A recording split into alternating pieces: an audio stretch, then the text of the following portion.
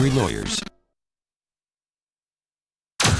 Now, Hangin with Hester and Hanny with Jacob Hester and Charles Hanagriff. Hester and Hanny on 104.5 ESPN Baton Rouge and 1130 The Tiger. Alongside Jacob Hester, here's Charles Hanagriff.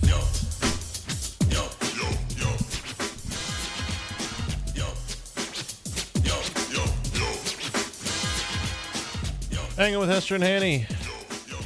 Hour number 3 and the second half of today's show. If you've been missing us the last couple of weeks in the morning, you know that we can come on at 10 o'clock now on Monday mornings from Sammy's on Highland. So we invite you to come out or listen to the show, of course, from 10 until a little bit past noon. And then we come here to get the second part of the show done.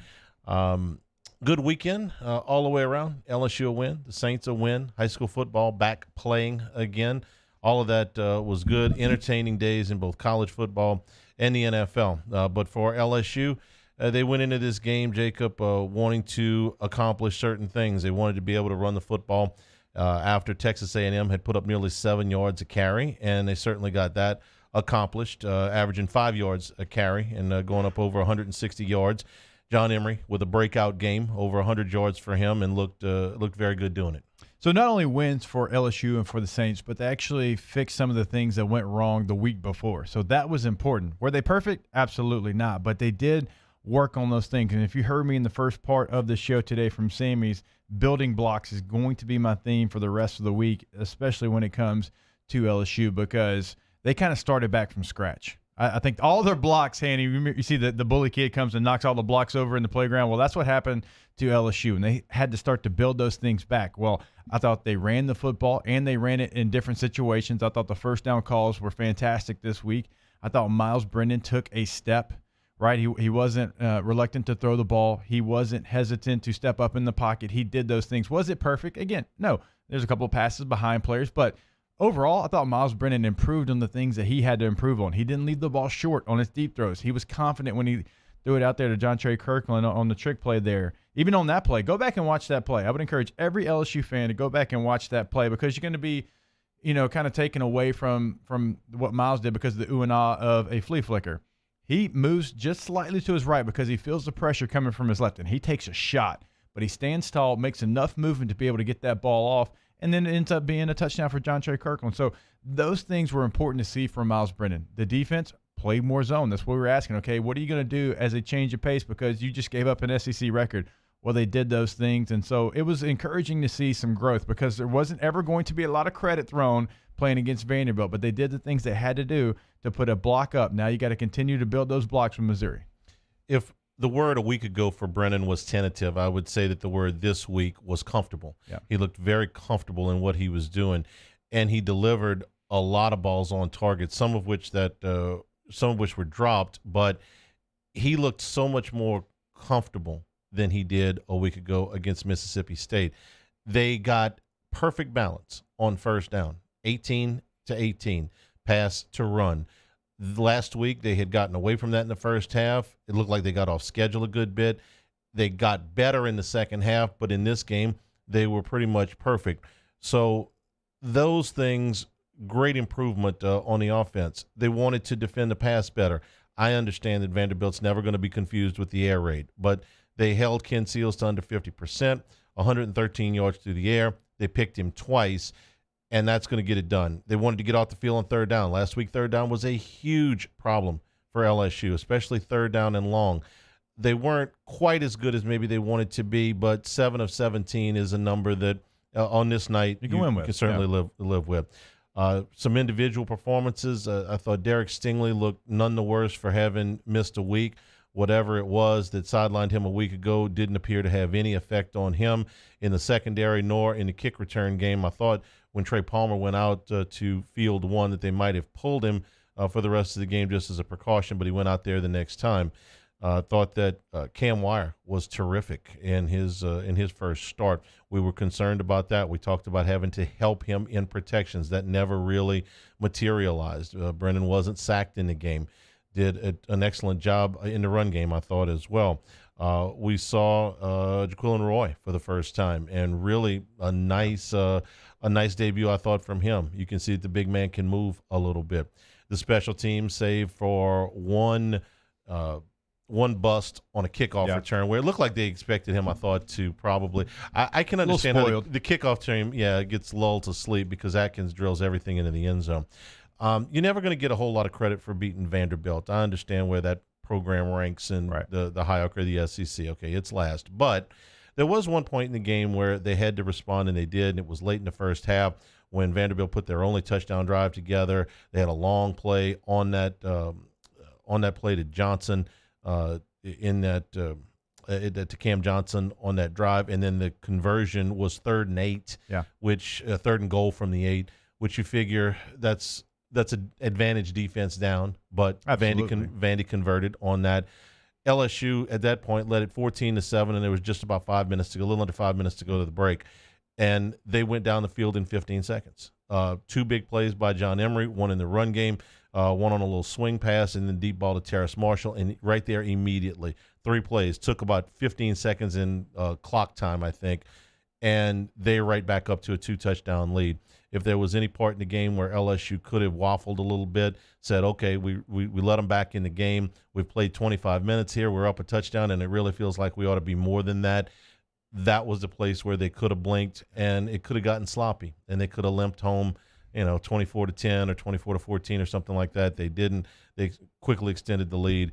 And then even though Vandy got the kickoff return, they got a little bit fortunate. They missed a 22-yarder. Like you said, it wasn't perfect.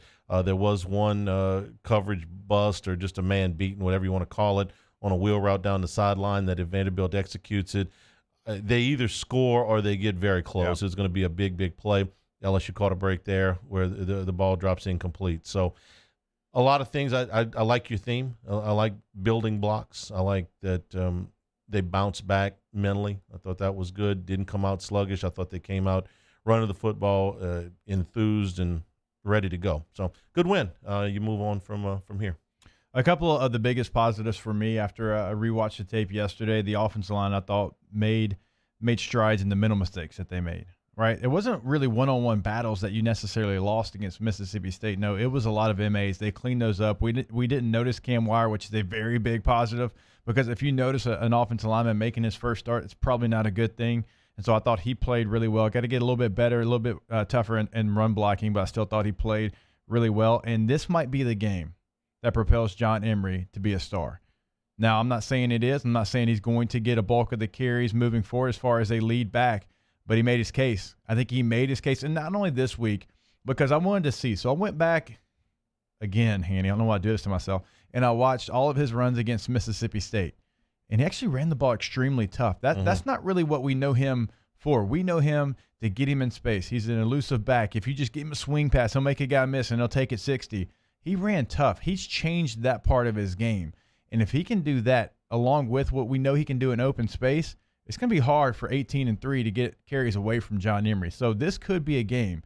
Again, not going to get a lot of credit for Vanderbilt, but it was more of what he did because the other backs didn't have as much success as John Emery had. So this is what he did. And I think you can take away from what he did is potential, just potential to keep growing as a football player. I'm fine with him earning those carries, and he's earning those carries.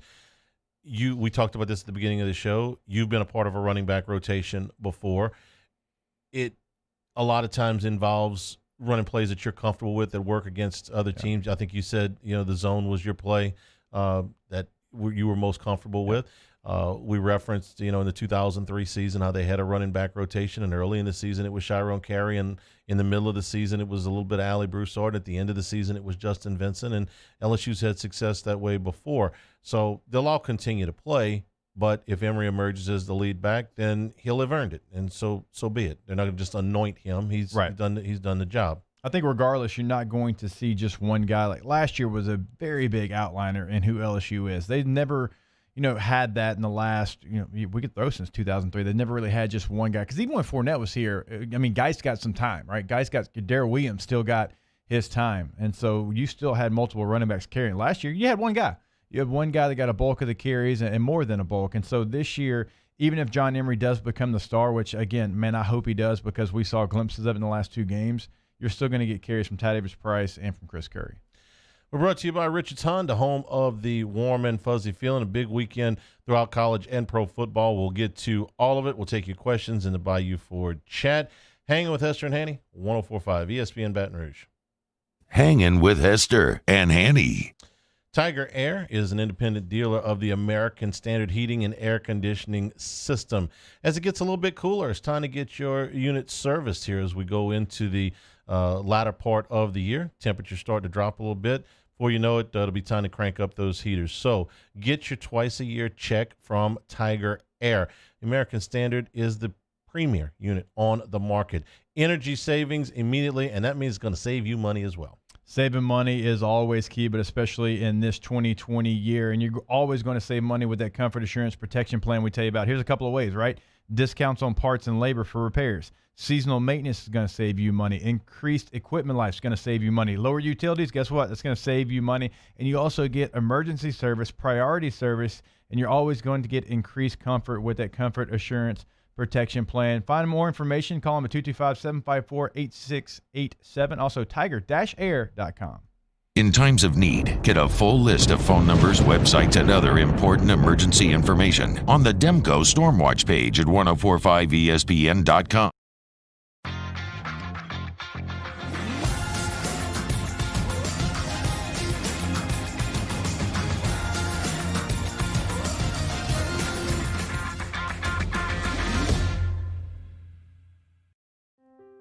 To the heroes who are working tirelessly to care for our communities, we thank you. We will never forget the countless hours you dedicated on the front lines, choosing to risk your own health to fight for our friends, neighbors, and family members. I mean, you guys are out on the front lines fighting it. We are grateful for your heroic acts and unwavering spirit. Together, we are overcoming this adversity and make our state healthier and more vibrant again. Ochsner Health. Le posso offrire un caffè? Andiamo insieme da me, non c'è. Call Mr. Electric today for electrical repairs, upgrades, and installations. T-Bob Hebert here with breaking news. Front to Back Boat Services is the shop to upgrade your boat tech this fall. With not one but 2 NMEA certified techs, who better to install your Panoptic sonar, your HD displays. You want to see the fish under the water before you even cast? They have that. Trolling motor you could control with your iPhone? They have that. So what are you waiting for? Get into Front to Back Boat Services right now. Upgrade your boat tech. Make your boating dreams come true. Front to Back Boat Services. Gulf Coast Bank and Trust is a local bank with a straightforward philosophy. It's about doing the right thing for our customers. Participating in our community with annual local fundraisers. Offering individual attention in a modern banking atmosphere with a trusted local company. Gulf Coast Bank invested in technology with a local touch, giving our customers the power to bank anywhere, anytime. We're building relationships through personal service as the bank that cares about you. Gulf Coast Bank and Trust, the bank that cares about you. I've been doing business with Luba for 25 years. They're dependable, trustworthy. It's just the attention to detail with our clients. Our folks have years and years of experience. They're highly trained professionals, but many companies have that asset. What I'd like to think makes Luba a bit different is that we use those talents in a way that truly is dedicated to serving the needs of the folks who depend on us. Are you a licensed contractor? There's lots of good contractors in Louisiana doing work the right way, but unfortunately, too many unlicensed contractors are working outside the licensing requirements. Working as a contractor in Louisiana requires a license for the company doing the work. The Louisiana State Licensing Board for Contractors wants to help you get licensed to allow you to conduct work legally. It's not difficult to get the license. We can help you. Go to lacontractor.org for more information. Hey, it's Matt Moscona inviting you to join us for Monday's AFR presented by Relief Windows. We're recapping LSU Vandy. We'll hear from Ed Ogeron, and certainly we'll talk Saints Lions as well. Join us 3 to 6, 104.5 ESPN Baton Rouge. Hangin' with Hester and Hanny on 104.5 ESPN Baton Rouge and 1130 The Tiger. brought to you by Richard's Honda, home of the warm and fuzzy feeling. We'll take a few questions out of the Bayou Ford chat. Chris Curry's injury wasn't specified. He was a game-time decision. It doesn't appear to be anything too serious. You had a question about, or you had made a point about Edwards-Helaire being the outlier, and we're talking about number of carries here. Yeah, and I know people can point to the 2018 season and say, well, Nick Brissett was the guy who had all the carries. Now, he was the leading rusher, but the numbers aren't really even close. When you compare what Clyde did in 2019, so in 2018, Nick Brissett had 240 carries, and Clyde Edwards-Helaire had 146, almost 100 more carries, but still Clyde had plenty of work. When you look at 2019, Clyde had 215 carries. The next closest to him was actually Joe Burrow. So you have to go all the way to third for a running back, and Ty Davis-Price only had 64 carries. So you're talking about 215 to 64 compared to what they had in 2018, which was 240 and 146. Last year doesn't happen a lot in LSU football history, having that one guy. I mean, think about it. Go back to, Kevin Falk had Cecil Collins. He had Rondale Mealy. He had his guys, Leonard Fournette. I mentioned had Darius Geis. I mean, everybody's kind of always had someone who took a lot of the stress off of them. And Clyde last year really was the guy and the only guy. I mean, Ty Davis-Price had moments. He had 64 carries. We all remember the Florida run. But this was Clyde's team. I mean, Clyde was the workhorse. And I don't think you're going to get that regardless of who plays well. I think you're still going to get three guys that get carries. The numbers aren't going to be that great. Another question was who we think LSU's number 2 receiver is. And right now, I would tell you it's Jeray Jenkins, that they have looked in his direction probably as often as anybody besides Terrace Marshall. I think if you want to say Eric Gilbert, that's probably not. That's just as good an answer. I think Jenkins has come up bigger than we thought. Wasn't a guy we talked about a whole lot in the preseason. Had a massive drop, though, in this game. It was a third down. It would have been a first down. It would have gone into Vanderbilt territory. It was the first ball I've seen him drop this year. But it was a big drop. But right now, I would say Jenkins. I'd agree with you there. I mean, Eric Gilbert, to me, is going to be the guy that you look for on 3rd and 8, 3rd and 7, over the middle of the field. And really one of Miles' best plays was an easy, 7-yard completion to Gilbert where he stepped way up in the pocket, kind of slid to his right, bought time, and completed the pass. And so that was a great play to see from Miles. But I think that's what Gilbert gives you. He gives you that outlet on 3rd down where you're going to be looking for him. But I think Jontre Kirkland's going to be your jail screen guy. He's going to be your flea flicker like we saw. That was the 2 plays that he scored on, kind of like, Derek Dillon type. It's kind of been in the past as well. But I think that Jenkins is it's going to be an 18-yard dig route type of receiver because you have that confidence in him where I don't really see Jontre or anybody else doing that. Now, the surprise, I guess, would be Racey McMath. Now, Racey did have one big play in this game on a 3rd down, but I think that a lot of people had him getting more targets at this point, and he's only had 4 catches on the year. We had another question. We talked about this in the first hour, but a lot of people aren't on schedule yet to listen to us in the first hour of the show on Mondays because we're starting at 10. But it was, how do you feel about LSU's loss to State now that Arkansas came back and beat Mississippi State in the second week of the season? And we spent nearly an entire segment talking about this in the first hour, but it bears repeating at this point. I actually feel a little bit better about it. And the reason is LSU lost the game because they ran a ridiculous scheme. They had the blueprint on how to defend that air raid. It was well done. Matt Flynn sat here. Well, he was on the phone, but he sat here and told you everything you needed to know. It was very obvious the teams in the Pac-12 that had slowed him down, most notably Chris Peterson at Washington, what they played. The excuse that, we didn't have any film on them is not valid because he's always run the same stuff. If he had come out with something completely different and caught him flat-footed, I'd have said, oh, wow, man, how could you ever expect it? He stuck to his little note card. Yeah, this was the same stuff. And it was, we thought before the game this is what they're going to do. When they didn't have Stingley, I guess they panicked or whatever, but they stayed in a scheme that was not conducive to winning that game. So the reason I feel better about that is because that's easier to fix than if, oh, wait a minute, you don't have your dudes. Is Mississippi State closing a talent gap on you, or are these guys not as good as you think? No, they weren't put in position, even without Stingley, to make plays against that team. Arkansas, who hasn't won a game in 3 years in the league, put that scheme together. This was it's Barry Odom, the former Missouri coach, is a DC there, and they did exactly what you have to do against that offense, which is keep the ball in front of you, make them make play after play after play, and wait for them to make a mistake. And Costello threw 3 picks. It's that simple. Into zone coverage. Yeah. I mean, come on. This isn't a second guess. Right. This isn't, look a week later.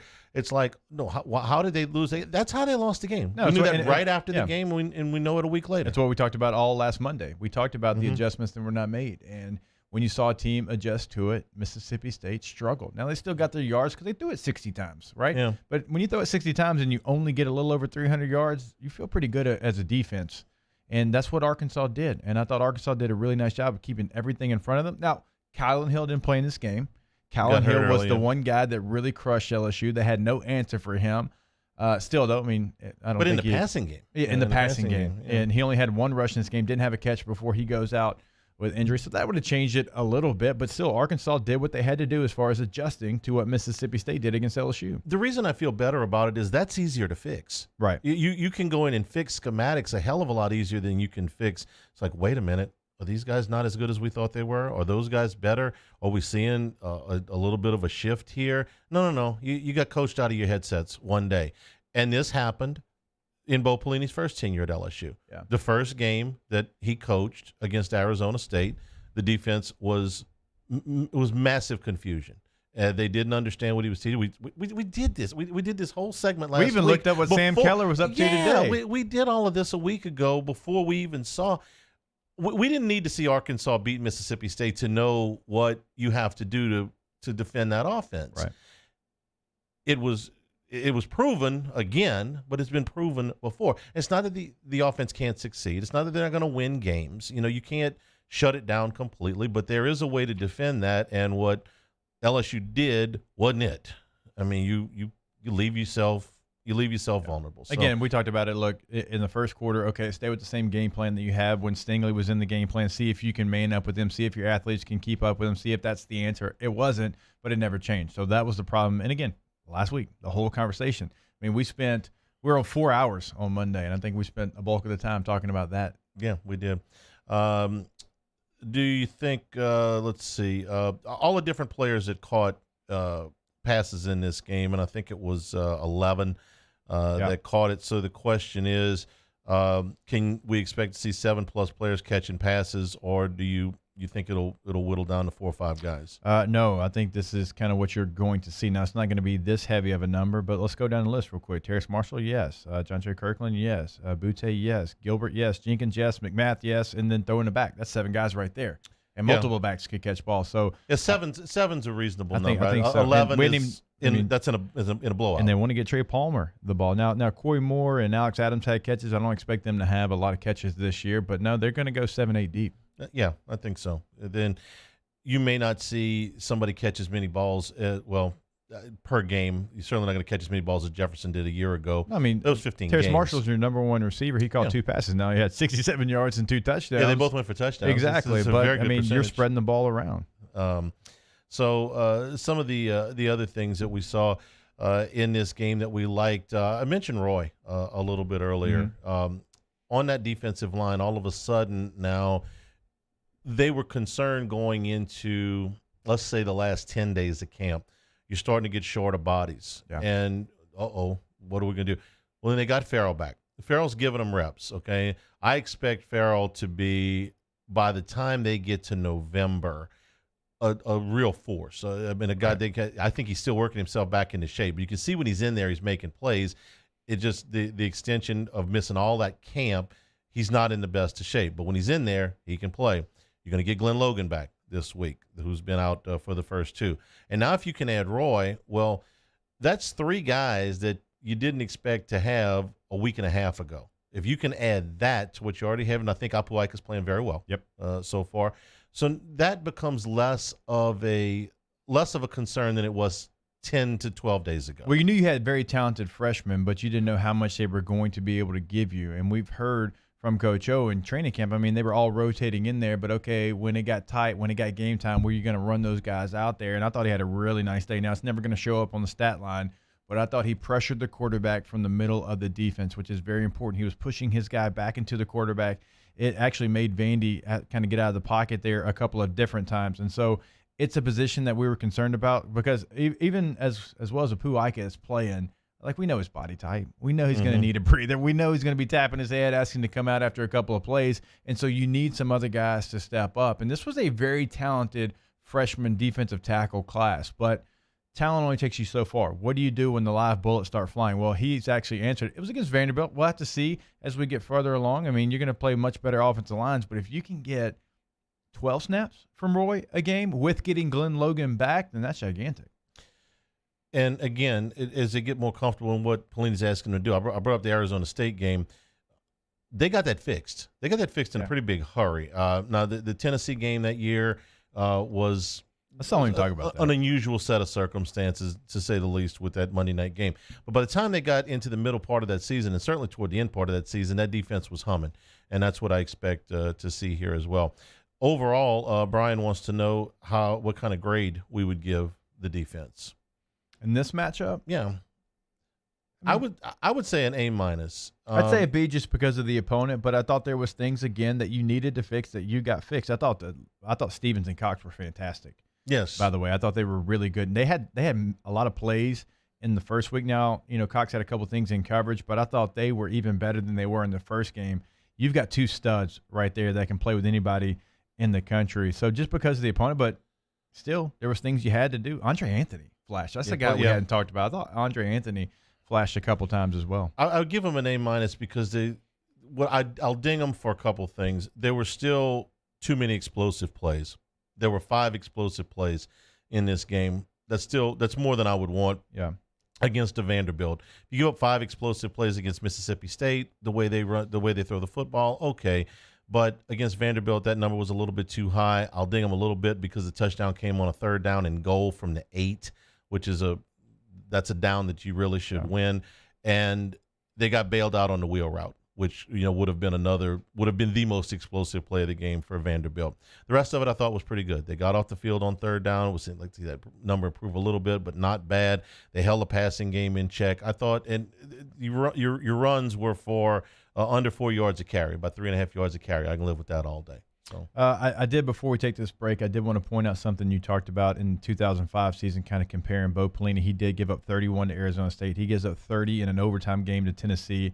After that, Mississippi State 7, Vanderbilt 6, Urban Meyer in Florida 17, Auburn, ranked Auburn, of course, 17, North Texas 3, App State nothing. Number 4, Alabama on the road 13, Ole Miss 7, Arkansas 17. So till they got to that SEC championship game, I say I was there. It was a butt whipping, but till that point, LSU found a way to get it fixed, and they got it fixed. And even going back to the bowl game against Miami, that was a very talented Miami team. Kyle Wright at quarterback, Devin Hester played running back. My cousin there, they were very talented. And, you hold them to 3 points there. So there is some proof to what you're saying. That year, they really struggled early in the zone with the zone concepts that he was trying to teach. There was confusion there. If I'm not mistaken, they played almost exclusively man from about game 3 on. And the personnel that they had at the time was more suited to that. You could probably name every defensive back off that team without – I'd have to go back and look. But I just remember that schematically they had issues with that. And once he got comfortable with the personnel, then he started playing to their strength and everything was fine. I suspect the same thing will happen here again. But the growing pain was quite painful because this time they didn't get Jamarcus to Doucette for the touchdown to bail him out. This time they actually lost the game. Ronnie Prude, Shevis Jackson, Laron Landry, Jesse Daniels. It's pretty good. Mario Stevenson, the nickelback. And didn't he score on special teams that night? Blocked field goal against Arizona State. He blocked the field goal. No, he picked it up. I think Melvin Oliver blocked it. He scored. Yeah, got it. Take a break. Back on the other side of this, we still got the rest of the SEC and the Saints to get to. Hanging with Hester and Hanny, 104.5 ESPN Baton Rouge. Hanging with Hester and Hanny. GMFS Mortgage, GMFSmortgage.com. Right now, with interest rates as low as they are, you owe it to yourself to see if you can better your financial situation. Maybe it means you could be in the market for a new home. Maybe you can upgrade into a level that you didn't think was possible for the right amount of money because these interest rates are so low. If you like where you live, if you like your house, if you have no intention of moving, but you want to lower that monthly note, there's a pretty good chance that a refinance might work out for you. Maybe you need a little bit more room. A construction loan would make things a little bit easier at your home. Maybe you're adding to your family. Whatever your financial goals, meet with a counselor at gmfsmortgage.com. They'll ask you a few questions, get some information, and then they'll be able to move you from there into your goal, and they'll be able to do it very, very quickly. All the way from the initial consultation to the final closing. I think you're going to be really pleased at how fast that process works. Do what I did. Do what thousands of others have done. They talk about changing lives. They're talking about changing your budget at gmfsmortgage.com. Off the Bench, Hanging with Hester and Hanny, after further review and more, are all live daily on the 104.5 ESPN Baton Rouge YouTube channel. Subscribe now to interact with us inside the live chat driven by Bayou Ford. Do you know the proper way to prevent the spread of COVID-19 in your office? We do. We're Janny King, a leader in the cleaning industry for over 30 years, and we've developed comprehensive programs to address proper cleaning and disinfection. We have experience in applying disinfecting programs in hospitals, office buildings, schools, and other venues. Now we're ready to help and able to assist customers that need disinfecting services. Janny King, the king of clean.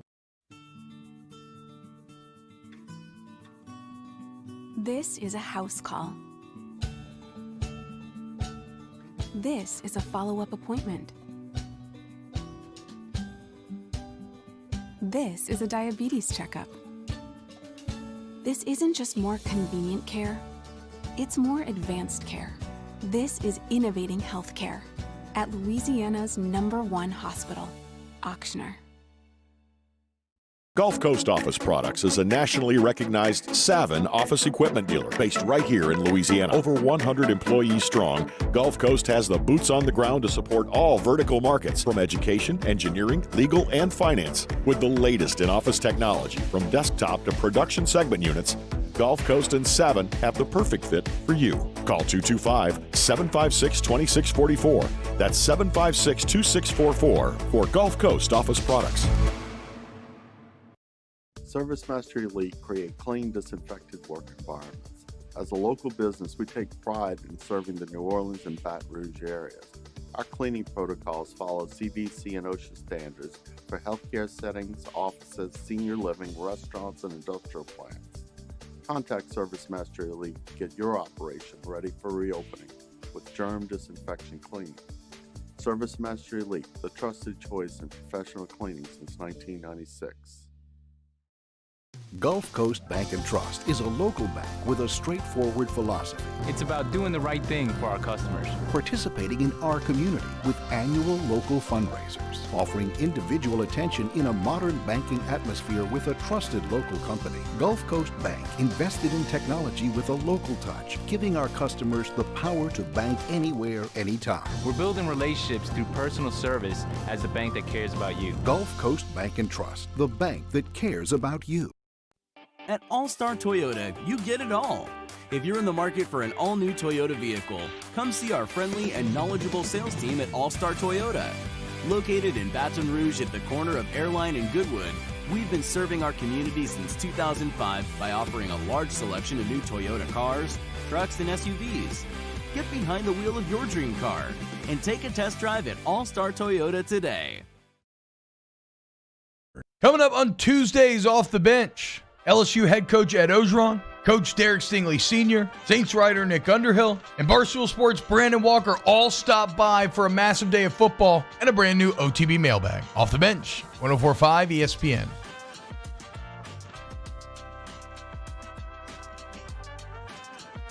Hangin' with Hester and Hanny on 104.5 ESPN Baton Rouge and 1130 The Tiger. We're brought to you by Richards Honda, home of the warm and fuzzy feeling. Now, about that Arkansas game.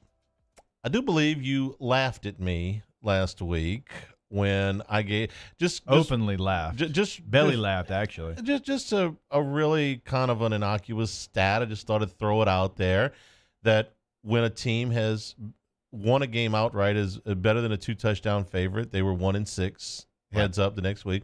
You saw it as an easy opportunity to collect $20 from me, which you did not do. So Arkansas, Woo Pig Sooie. Oh yeah, you'll have your money.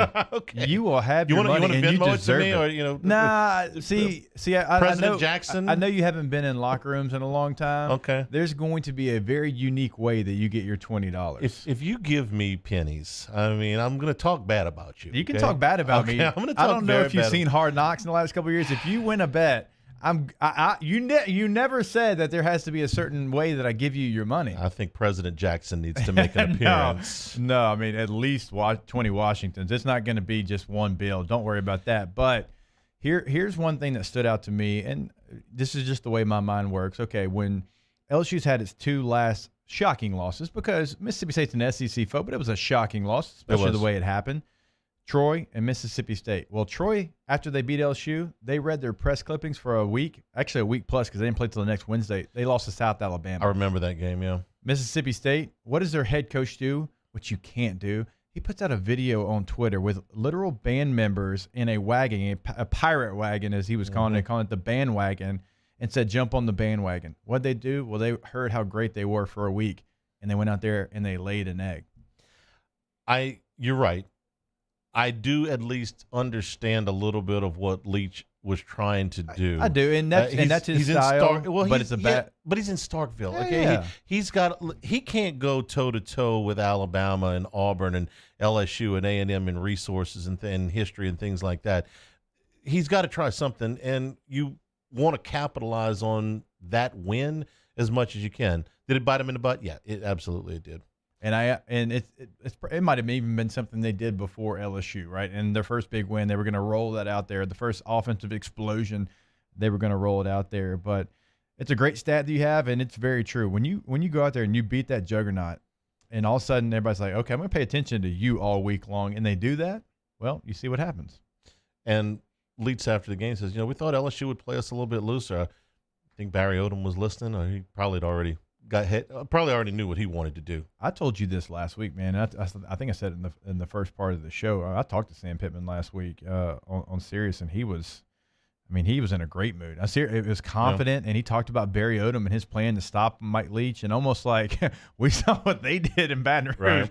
Well, we're going to do the opposite of that, and we're going to feel pretty good about our game plan. One of the games that we had a pretty good read on was Georgia and Auburn. Auburn's problem right now, they've got more than one, but their biggest problem right now is they can't run the football. And if they couldn't run the football against Kentucky, and they couldn't, Bo Nix was their leading rusher there, then running the ball against Georgia was going to be a nearly impossible task. Well, that proved right down the middle. That one, easy to see. So the game was going to be on the shoulders of Bo Nix, and that's a really tough thing to ask for a quarterback to go into that stadium. I know it wasn't full, and beat that defense. And Bo Nix was not able to do that. I don't knock him. But Auburn has always been able to run the football. It's a running backs, on like a conveyor belt. They just, tailback after tailback after tailback. Plays Sometimes the they got three of them NFL guys at the same time. And they just don't have that dude this year. And obviously some of that's got to be on the offensive line as well. The one thing that did surprise me in this game is that we did not see JT Daniels. I thought that he would play in this game. Didn't know if he was going to start or not. But Stetson Bennett IV, the law firm of Stetson Bennett IV, played pretty well. He's limited, okay? He's not the biggest guy, doesn't have the biggest arm, not what you would look for in a prototype quarterback. Certainly doesn't look like Eric Zier or Matthew Stafford or any, the great quarterbacks that they've had come through there that look like, professional quarterbacks that they sit on campus. But he gets it done, or he's gotten it done so far. I think that when they run up against a team like Alabama or Florida, he's going to have some real problems. And I'm certainly not – I know the announcers at Herb Street and Fowler were saying, well, it's his job now. It's his team now. I don't believe that. I think it's his team for now, but I don't think he's as entrenched as they think he is. I think I'll go against you a little bit. Okay. I agree that there's definitely a window that's still open for JT Daniels, but Stetson Bennett's story, and I don't know if a lot of people know this, he walked on to Georgia, and then he actually said, you know what, I feel like I'm better than this, than just a walk-on, and actually committed to Louisiana Lafayette. So he committed to Louisiana Lafayette, was going to transfer to be a Raging Cajun, and then Georgia started to have guys transfer out. They had remember Mathis had the brain surgery, and then they lose a quarterback, Justin Fields, to Ohio State, and they say, wait a minute, hey, Stetson, we need you back. He said, I'll come back. You got to put me on scholarship. And so they did that. They put him on scholarship, and now he's having his opportunity. And look, I'll raise my hand. I had some fun with him because when he came in the SEC championship game, I'm wondering, who in the world is this guy? But he doesn't look the part, but he's played the part so far. And his deep throws and some of his on-the-run throws were right on the money. Yeah, look, his cojones are bigger than his talent, okay? I'll give him that for sure. 3 of their next 4 games are Tennessee, Alabama, Florida, with a trip to Kentucky sandwiched in there. I'll get to your Wildcats in a minute. But somewhere in that stretch of 4 games, I think they're probably going to turn to the more talented guy. Daniels was a 5-star guy. He looks the part. He looks like, but he looks, especially to me. He looks like he looks like a Georgia quarterback, and Bennett doesn't. What does a Georgia quarterback look like? He's tall. He's got a big arm. He's an NFL prospect. I mean, look, the last 3 guys. I know Fromm went later in the draft, and it's maybe not going to work out for him. But he looks like Eason. He looks like Fields. He looks like Stafford. That's what a Georgia quarterback looks like. He doesn't look like that. You know how many championships that won Georgia? I know. But I think they're going to turn to the other kid. And I might be rooting for this guy because of his story, and that's he wasn't the 5-star guy and all those type of things. Georgia wants to win a national championship, and I don't think that they win it with Bennett at the quarterback. And if I'm wrong, I will be happy to say I'm wrong. I can root for the kid too. Right. I love the story. I love the perseverance. I love his attitude. But I think that Georgia, to beat an Alabama or Florida, is going to have to get more. What does it take, do you think, to replace Stetson Bennett? What does he have to do wrong to get replaced? Is it the first interception he throws? Is it that short of a leash? Or is it he starts out 3 of 11, throws 1 pick, and it just looks clunky, and they say, hey, you know what, we need some life, and JT Daniels comes in? I don't know that it has to be a big mistake. I think it would probably have to be multiple drives.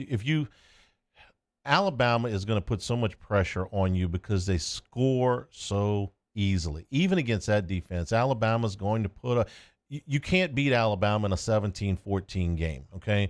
They're not going to score 6 points the way Auburn did. You're going to have to put up points. Look, it took LSU 10 years of beating their head against the wall to figure out you can't shorten the game on those people. You have to score. The one game where they scored the 10 points notwithstanding. Every other game, they're putting up the big number. You want to go beat them, you better go score, okay? You can't play defense and run the football and hope to beat Alabama. Yeah, because if you put all of those athletes from Alabama in a phone booth, they're going to win out 99.9%. Yeah, so you have to go out and you have to put up big offensive numbers. I mean, 9 times out of 10, you might catch Alabama on a bad day. They don't have too many bad days. You got to go out and put up points. And I just don't know that Georgia, with Bennett at quarterback, can go out and do that. Now, they may not be able against Alabama to do it with Daniels either. Who knows?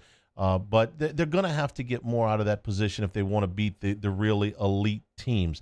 They'll beat Kentucky. They'll beat Mizzou. What do you think about this week? They'll beat What do you think about this week? Tennessee, 8 wins in a row. Very impressive win against Mizzou. And when you look across the board, up front wise, they can compete with almost anybody now. Especially now they have Cade Mays back. That's a really nice offensive line. Do you expect this to be a ball game late into the game? This is the most fascinating matchup of the week for me, because Tennessee's winning streak is starting to get people's attention, but you have to look at it a little bit closer. It's 2 games against South Carolina. It's 2 games against Missouri. It's Vanderbilt. It's Kentucky. It's UAB. It's Indiana. They don't have a who in there. You trying to say the Hoosiers are not salty? I'm not. Yeah, you're right. Me neither. I need, if you really want to catch the public's attention, you really want to catch the national attention, you got to beat a Georgia, you got to beat a Florida, you got to beat a Bama, you got to beat an LSU. Right. And they haven't done that yet. Doesn't mean they can't. That's why I'm fascinated to watch this matchup. Is Tennessee ready to take that next step? They've taken a step. They're beating the teams they're supposed to beat. Tennessee is supposed to beat Missouri. They're supposed to beat South Carolina. They're supposed to beat Vanderbilt. They haven't in the last 5 years always done that. Those are the teams. They're supposed to be able to beat them. They are supposed to be closer to Georgia and Florida in that division than they are to South Carolina and Kentucky. And I think they've accomplished that part of it. Now, have you caught them yet? We're going to see Saturday. Right. I'm honestly on the fence as to whether I believe in them. Still not wild about the quarterback. Like the coach a lot because I think what he did last year, very, very difficult to do. You lose back-to-back games in the manner in which they did to open the season and rebound from that. I think that's a really, really strong coaching job. But they got to beat somebody that's good. And no, I don't think they beat Georgia. But can they play with them? Yeah, sure. This is a team that I think a lot of our listeners, because Flynn and I did basically a full show on this. When Garantano goes rogue on the goal line last year, calls his own number, fumbles the ball, turns into an Alabama touchdown. People forget how close that game was. If they go in and score, that game's real uncomfortable for Alabama. And Alabama didn't get anything after that. And this is a team that last year grew so much confidence, which is so hard to do after you lose to Georgia State and BYU, both at home, and they did that. So I'm not necessarily selling Tennessee, but I don't think – I agree with you. They're not quite there yet, but they're going to put the fear of God in a couple of SEC East teams. There's no doubt in my mind. I expect that to be a game going into the fourth quarter. I expect Georgia to win, but I think that will be a 1 to 1.5 score game going into the fourth quarter. We'll take a break, come back on the other side, hanging with Hester and Hanny, 104.5 ESPN Baton Rouge. Hanging with Hester and Hanny. All right, we're brought to you by Tiger Athletic Foundation. As a former LSU student athlete, I can tell you your Tigers give 110% each day. They not only have to be committed to winning in competition, they have to be winning in the classroom as well. LSU Athletics is one of the very few programs in the nation who has remained self-sufficient in its operations. We all know this is a very difficult year. LSU Athletics is facing unforeseen adversity. Due to the restrictions around COVID-19, the loss of essential revenue to LSU Athletics will be in the tens of millions of dollars. This is a good time to remind ourselves that we are Tigers, and our go, it never stops. LSU and the Tiger Athletic Foundation is urging everyone to donate to the Victory Fund to help keep LSU student athletes going. The Victory Fund will provide financial support for the most critical areas of need, including scholarships, healthcare, and academic support for student athletes. Your support is critical to the future of LSU athletics. For more information and to donate as well, visit victory.lsutaf.org. Our listeners fire off their opinions on the jimsfirearms.net hotline at 499-1045. Keep listening for your next chance to shoot us your thoughts with the jimsfirearms.net hotline on 104.5 ESPN Baton Rouge. At All-Star Toyota, you get it all. If you're in the market for an all-new Toyota vehicle, come see our friendly and knowledgeable sales team at All-Star Toyota. Located in Baton Rouge at the corner of Airline and Goodwood, we've been serving our community since 2005 by offering a large selection of new Toyota cars, trucks, and SUVs.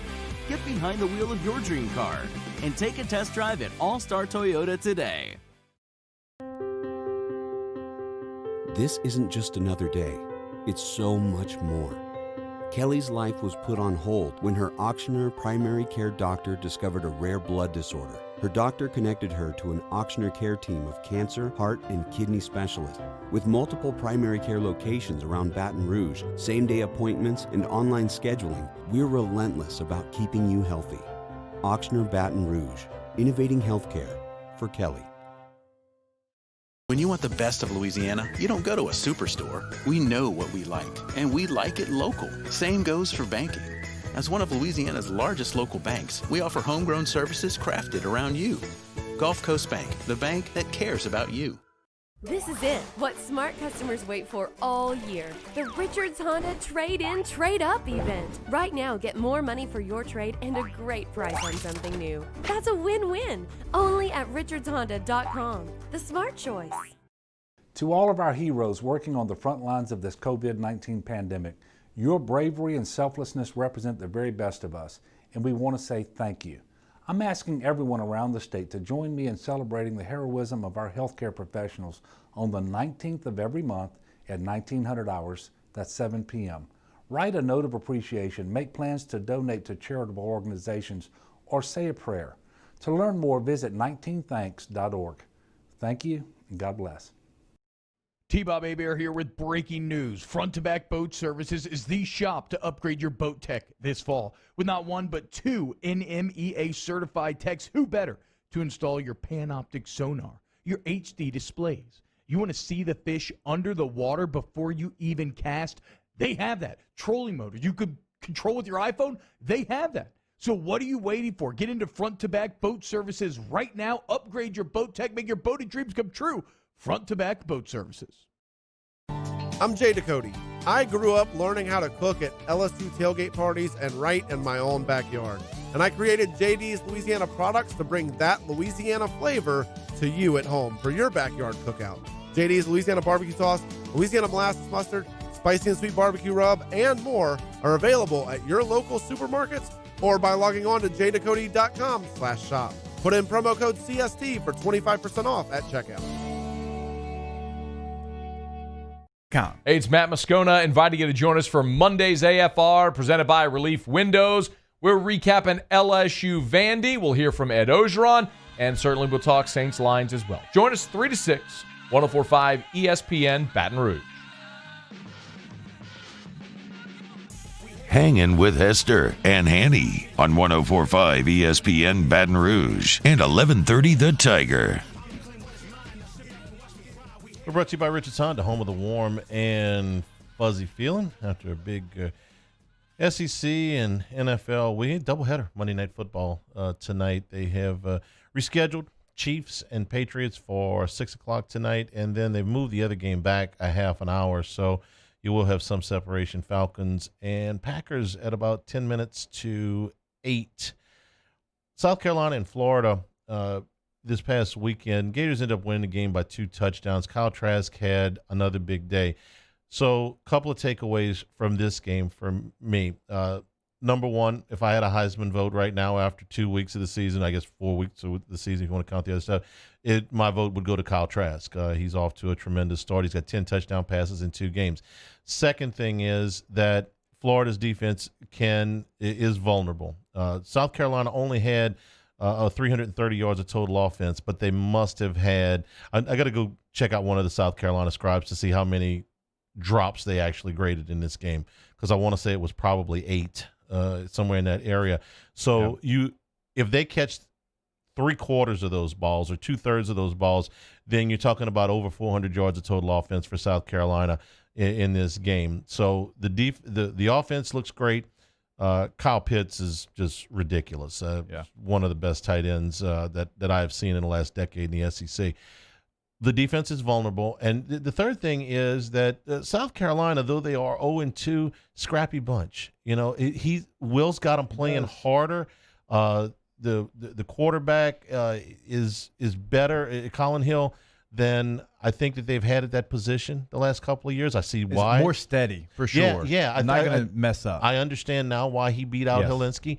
I have been in my head just chalking the South Carolina game up as an automatic win for LSU. I'm going to stop doing that because I think that that's going to be a game they're going to have to go out and earn. Mm-hmm. Don't roll the uniforms out there. You're going to have to – you got to go beat them, okay? You got to go beat them. They're gonna fight you hard.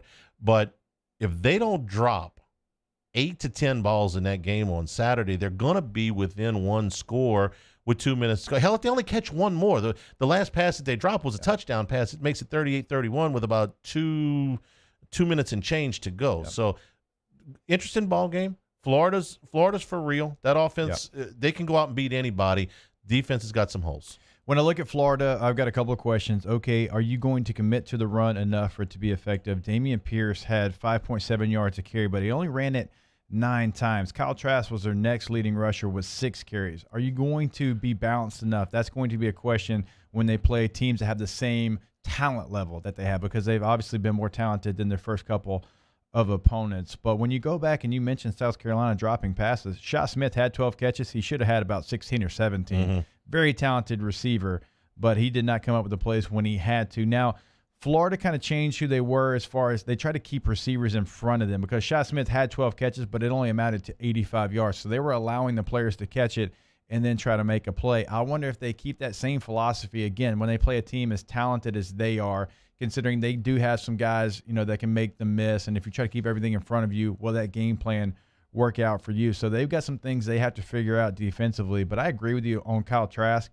If I had a Heisman vote, it'd be hard to put anybody else other than Kyle Trask on the top line, just because of what he showed us in the year last year and what he's shown us as far as his development in this year. So on the rushing attack, I think that's an interesting point. They only snapped the ball 53 times on Saturday because of all of the explosive plays. They averaged better than 10 yards per completion and right at 9.2 yards, I think it was, per attempt for Trask. So if they were into a normal game where they snapped the ball 70 times, would you see those? And they were balanced. It's 29-24, but that's a low number of snaps. You don't complain about it when your guy's going, 57 yards for a touchdown, but they didn't have a lot of snaps in that game. So I want to see a more balance. I want to see what the balance looks like when they have a reasonable number of snaps. And in the game against Ole Miss, they were 45 passes to 29 runs, and Dameon Pierce, again, only gets 9 carries, but again, has 6 yards a carry. So they've got guys that can do it. I wonder how much they give it to their lead back, though, because they're going to give it to Tony on the reverse. Kyle Trask is going to run it a little bit. Don't forget, Emory Jones is going to come in as the second quarterback. He's going to run some different stuff. He did in the Ole Miss game. Didn't see him in this contest against South Carolina. So they're finding Auburn and different Florida ways. not have stud running backs? Why is there not some 5-star monster at each one of those schools? It's been a while since Florida's got a big-time, top 3 in the country recruited running back. And at least it feels like. And shouldn't they? There's running backs in Florida, right? I'm not wrong There's on a couple. that. And Florida State's not getting them. You should be able to go find one. Back with our final hour of the show today. Hanging with Hester and Hanny, 104.5 ESPN Baton Rouge.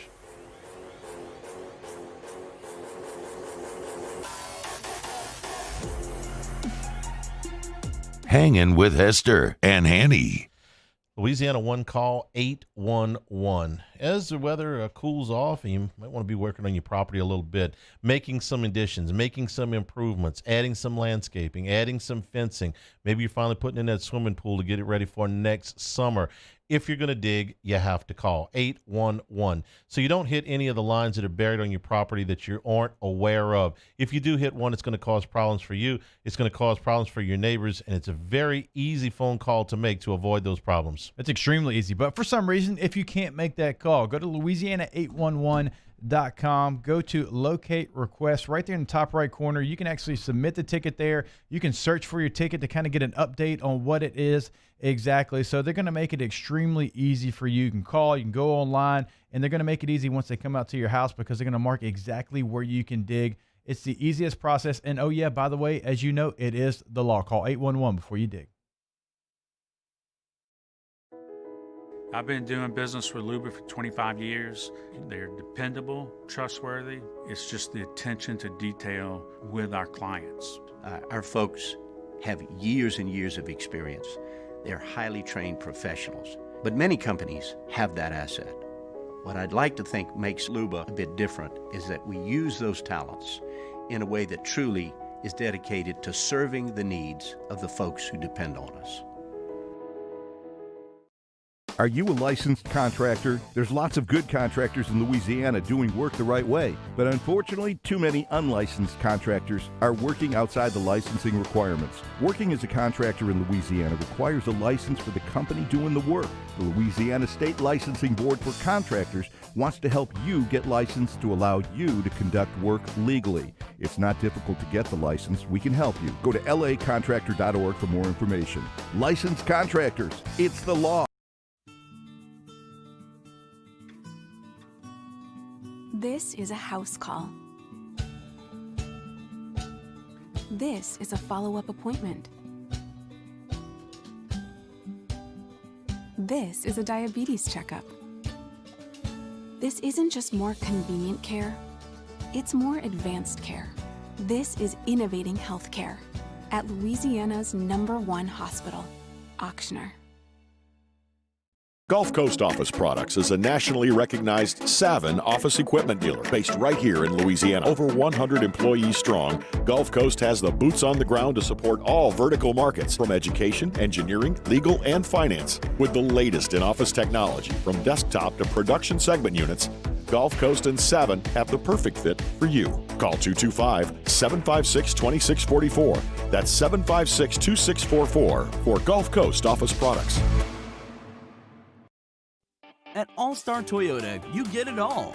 If you're in the market for an all-new Toyota vehicle, come see our friendly and knowledgeable sales team at All-Star Toyota. Located in Baton Rouge at the corner of Airline and Goodwood, we've been serving our community since 2005 by offering a large selection of new Toyota cars, trucks, and SUVs. Get behind the wheel of your dream car and take a test drive at All-Star Toyota today. Gulf Coast Bank and Trust is a local bank with a straightforward philosophy, It's about doing the right thing for our customers. participating in our community with annual local fundraisers, offering individual attention in a modern banking atmosphere with a trusted local company. Gulf Coast Bank invested in technology with a local touch, giving our customers the power to bank anywhere, anytime. We're building relationships through personal service as the bank that cares about you. Gulf Coast Bank and Trust, the bank that cares about you.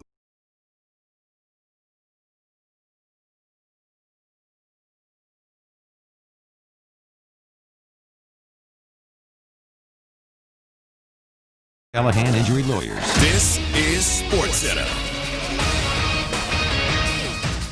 I'm Christine Lisi. The NFL is proceeding with tonight's Chiefs-Patriots game in Kansas City. Both teams' respective COVID-19 tests came back negative this morning. The game originally scheduled for yesterday was postponed after New England quarterback Cam Newton reportedly tested positive for the coronavirus. Brian Hoyer expected to start in place of Newton, and that's one reason the Patriots likely lose, believes our Keyshawn Johnson. Given the fact that Cam Newton's not playing, this is one of those games where you're going to see some stuff. And if New England loses a game, it's not the end of the world for them, right? I mean, because the division, plus Cam Newton's not playing, traveled the day of a game. Keyshawn of Keyshawn Johnson, Jay Williams, and Zubin Mehenti. Packers receiver Devontae Adams said in a since-deleted tweet he's not playing on Monday Night Football against the Falcons, 8:50 Eastern on ESPN TV and the ESPN app. He's got a hamstring injury. Browns running back Nick Chubb, MCL injury, will be placed on IR. He'll be out several weeks, does not need surgery. Former Florida State football coach Bobby Bowden testing positive for the coronavirus. Coming up on Tuesday, who is to blame for another disastrous season for the New York Giants? I have a couple ideas. And how long until change is made? Keyshawn, J. Will, and Zubin. Tuesday, 6 Eastern, ESPN Radio, ESPN News. Now, Hangin with Hester and Hanny with Jacob Hester and Charles Hanagriff. Hester and Hanny on 104.5 ESPN Baton Rouge and 1130 The Tiger. Alongside Jacob Hester, here's Charles Hanagriff.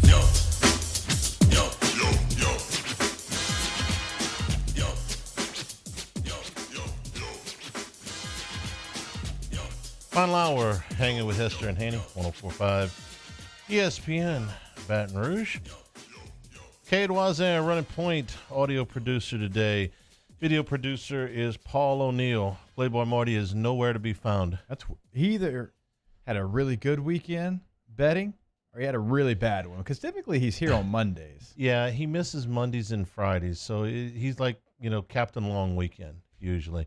Did you see that he was responsible for the video of Mintz after? I didn't see it until you showed me today. Ole Miss won. Oh, and so good. Mincy was excited, I would say. I think we need to find that, Paul. I think we need to find Mincy's video. I think we need to share it with our Cox Sports Television. It ended up on audience. Barstool Sports, I think. And for a while there, Mincy was trending on Twitter this weekend because he obviously big Ole Miss supporter, having gone there. And when they got the extra point to win it, well, Mintz, he went crazy. We'll see if we can find that. But have we checked it for explicit language there? I think he was okay. He just has a little Ole Miss song that they who the hell right. No, I think he's okay. See if you can find that for us, Paul. I did want to talk about that game for a minute, though, as we continue our review of what went on over the weekend. You were big on Kentucky. I had no strong opinions about them one way or the other. Now they've lost two games in which, again, self-inflicted. Oh, what? Is that it? I can hear it in the background here. Oh, don't worry. We'll share the Mintz audio here in a second. But this is two games that they have lost largely due to self-inflicted wounds. This time, you had two glaring ones. The celebration on the 20-yard line. What are you doing? Before the score. He thinks he's gone, and he's showboating at the 20-yard line, and he gets caught. And then they compound that because they get the ball down inside the 2, maybe even inside the 1. Guess who fumbled it? And they fumble. Same player. Same guy, yeah. They fumble, and then you miss an extra point that would have at least put you into another overtime. So I see what you see, or what you were talking about all summer. There is some talent there, and there's no reason that they shouldn't have won at least one of these two games. No, they could have won both of them, but give them 1-1. And one of my strongest beliefs in them, Hanny, as you know, we've talked about this, was their coaching staff. Yeah. The way they were coached, the way they played disciplined football, they played hard-nosed football. You talk about a team that changed their scheme in the middle of the year last year and had success doing that. And for all those reasons, I loved who they had coming back. And if you lose a game, okay, I was wrong. But the way that they're losing games is a lot of the reasons why I like them. I thought they wouldn't do those things. You can't celebrate on the 20-yard line. You're playing in the SEC. You don't think somebody's going to catch you. You think you're gone. No, somebody's going to catch you. And then Rose is the same guy that fumbled on the goal line. Remember, they threw an interception on the goal line last week. This time they fumbled on the goal line. They missed an extra point, which lost them the game. They missed a chip shot field goal as well. These are things that if you want to be a team that every single year you can roll out 8, 9, even maybe 10 wins, well, you've got to start doing these things, because if you don't, then you're going to be the same team that is happy about 7 wins. And I thought Kentucky was past that, and I thought they were past that because of their leadership. And that's been the biggest surprise to me, is the way that they're losing games. And credit Ole Miss. Ole Miss never quit. They went out there. Matt Corral is a stud, by the way. How much growth have we seen from him? And Kentucky just is not comfortable being the contender. Same thing as last week. How long was the field goal? I thought the field goal was a little bit longer. It was a 40-something yard. It wasn't like a 25-yard or something like that, was it? Because I missed that one. I want to say it was like a 40-something yard. Anyway, I'm with you on everything. 2 fumbles on the goal line going in for the year. I mean, you should have one. If you fumble on the goal line going in one time in 3 years, that's too many. Yeah. I mean, it'll be, remember that play when they were going in? And they've done it twice in as many weeks. Now, I do want to say about Matt Corral, I think he is being given a wonderful offense to run. Do you notice how everything seems to build on the previous concept, that they will run something and then they'll fake that same thing 2 plays later and run a different action off of it? He does a couple things that I really, really like. Number one, the horizontal passing game is something that Lane Kiffin is very good at. I brought this up a week ago. He did wonders with Jalen Hurts in his freshman year. Hurts didn't want to throw the ball down the field, wasn't accurate when he threw the ball down the field, but he could throw it side to side, and they made a lot. Right. Look, he made him the SEC Player of the Year. Yeah. Right. So if you don't have the biggest arm or you're not the most accurate quarterback, Lane Kiffin can still find things to do with you. The second thing is he's not afraid to use the middle of the field. And they hit the tight end multiple times in the middle of the field, and it's target practice. Those guys are almost always open when they come back to him. I like the way Lane Kiffin calls a game. I mean, forget about all the shenanigans and all the stuff and the lane training and all that stuff. If you don't buy into all of that, that's fine. The football part of him has come a long way, man. I mean, he is a advanced play caller. He puts his guys in position to do really productive things past what maybe their talent level suggests it should be. I agree with you. I mean, he changed Alabama. He's the one who finally got them to run more spread concepts, and because you had to go out there and you had to prove to Coach Saban that they were going to work. Mm-hmm. And not only did they worked with really subpar quarterbacks until he got Jalen Hurts. And what he's doing at Ole Miss is more of the same. And you're exactly right. He always keeps you on your toes as a play caller. Like, nobody expected Matt Corral to have 13 carries in an SEC game. No. Now, John Rice Plumlee, yeah, but no, Matt Corral's not only the starting quarterback throwing for 300, but he's actually the leading rusher on this team on Saturday as well. And he still gets John Rice Plumlee in there a little bit. A big, crucial third down. Plumlee came in there, ran the football. So he's switching it up. He's doing a really nice job. Now, still not real interested in tackling there in Oxford. That's going to be their Achilles heel this whole season. When they play an offense that can go up and down the field, it's going to be a long day for them because, yeah, they can keep up with you, but eventually they hadn't recruited the talent enough to keep up with the big boys in a game like that. But they're going to be a lot of fun to watch. You know what I almost think they should be going for there defensively, because they're not – I don't think they will ever be able to recruit at a level that they can line up toe-to-toe with Alabama, line up toe-to-toe with Auburn, line up toe-to-toe with LSU. I think they'll win their fair share of games, against those teams. Mm-hmm. They can pull some upsets. But are they ever going to look, from a talent standpoint, like a Nick Saban team? I doubt it.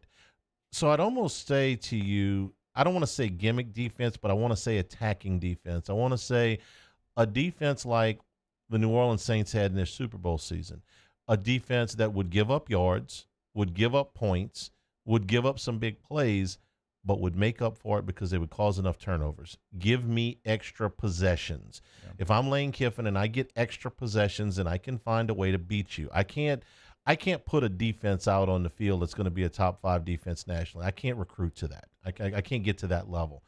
But if I can steal enough possessions and I can run scheme on you, then I can pull maybe more upsets than I'm supposed to with the talent level that I've got. We talk about that all the time on the other side of the ball, right? If you want to be a team that doesn't have the most talent, but you want to compete, what do you got to do? Well, you got to be a little gimmicky.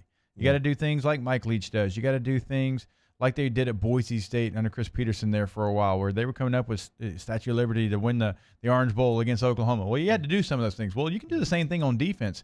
Are you going to give up some home runs? Yeah, probably going to give up a quick hitter, but you know what? We're going to make you confused. We're going to make you throw us one. We're also going to have a pick six because of everything we're doing. There's so many moving parts. I can tell you as a running back, if a team lined up, regardless of talent, if a team lined up in a 3-4 defense and I knew exactly where they were coming from, I didn't really care who I was playing against. So it was going to be an easy day.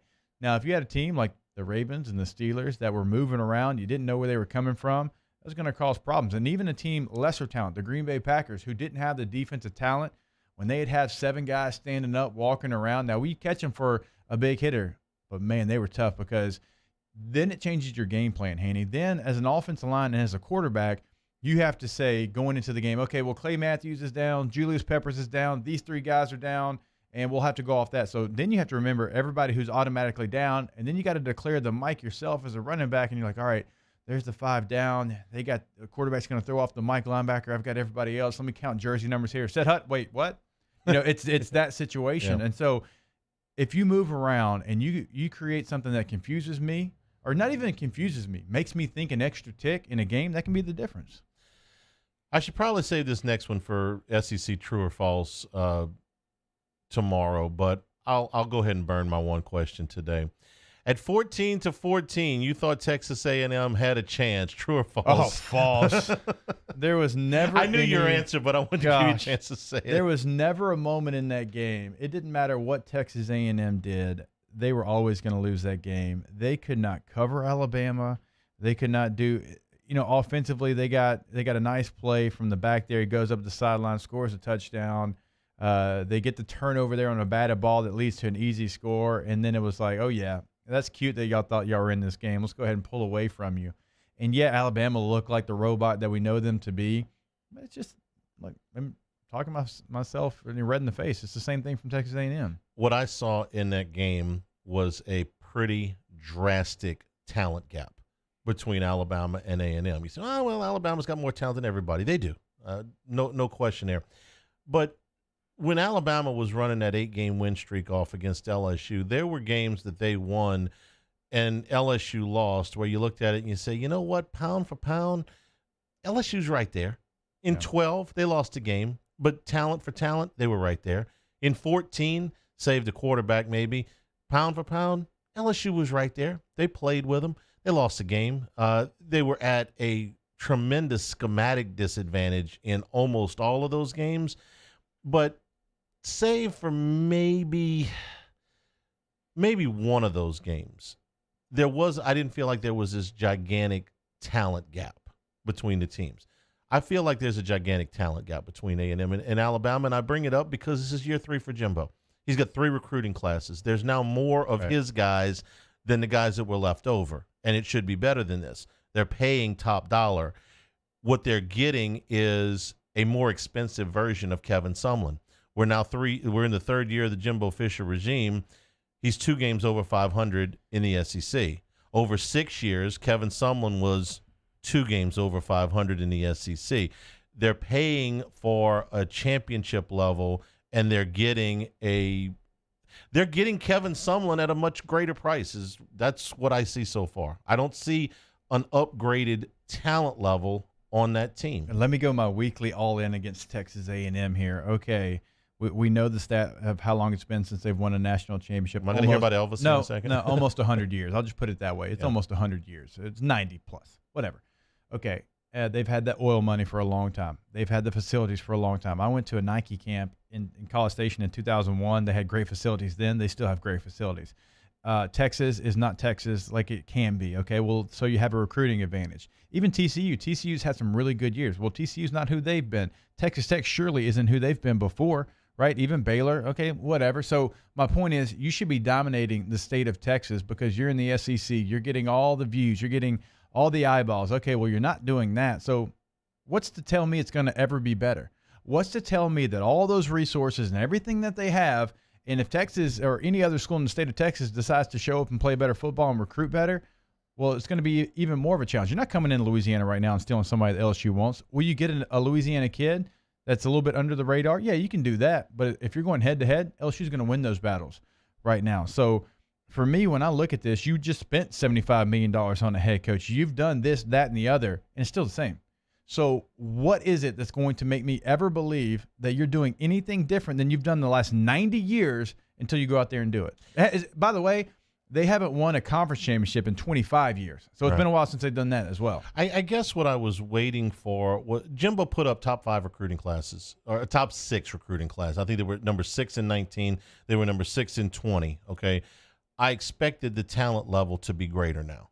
I thought he was going to recruit at a higher level than Kevin Sumlin. The recruiting rankings suggest that he's done that. The product on the field does not. And I'm not going to blame everything on the doggone quarterback. I mean, there's some blame to be put there for sure, but it ain't all on him. I mean, they weren't running by him. They weren't running by Kellen Mond for 52 points the other day. I guess 7 of them, but the rest of that's on the defense. I look at a team that is not physical up front, which I know Jimbo wants. I mean, just really getting the fight taken to them. Forget the Alabama game. Give me Vanderbilt last week, okay? LSU took Vanderbilt and went up and down the field on them. I mean, they turned them inside out. LSU dominated that game. Texas A&M did not at home. I thought there would be a greater talent level by this point in the Jimbo Fisher regime, and I suspect that the athletic director that hired him thought so too. That guy's here now, so he doesn't have to worry about it as much. Doesn't have to worry about it at all anymore. But that's surprising to me. I thought physically they would be better this year.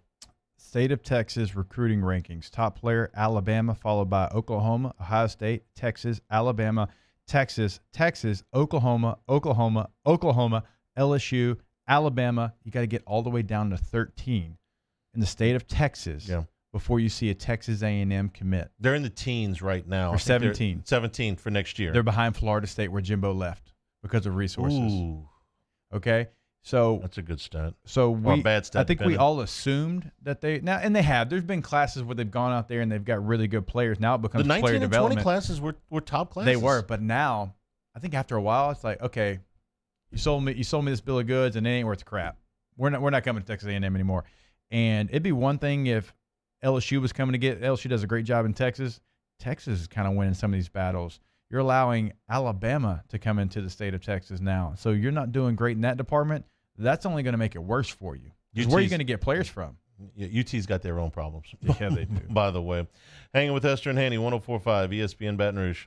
Hanging with Hester and Hanny. GoTro's Outdoor Power and our friends over at Skag, making it easy for you to get onto the top zero-turn mower on the market. The Skag, known for their durability, known for their speed, known for the comfort of their ride. And right now they're giving you 60 months interest-free financing on all Skag zero-turn mowers, whether the residential or the commercial units of these. And the first responder program, Simply the Brave program, 15% off MSRP on all first responders.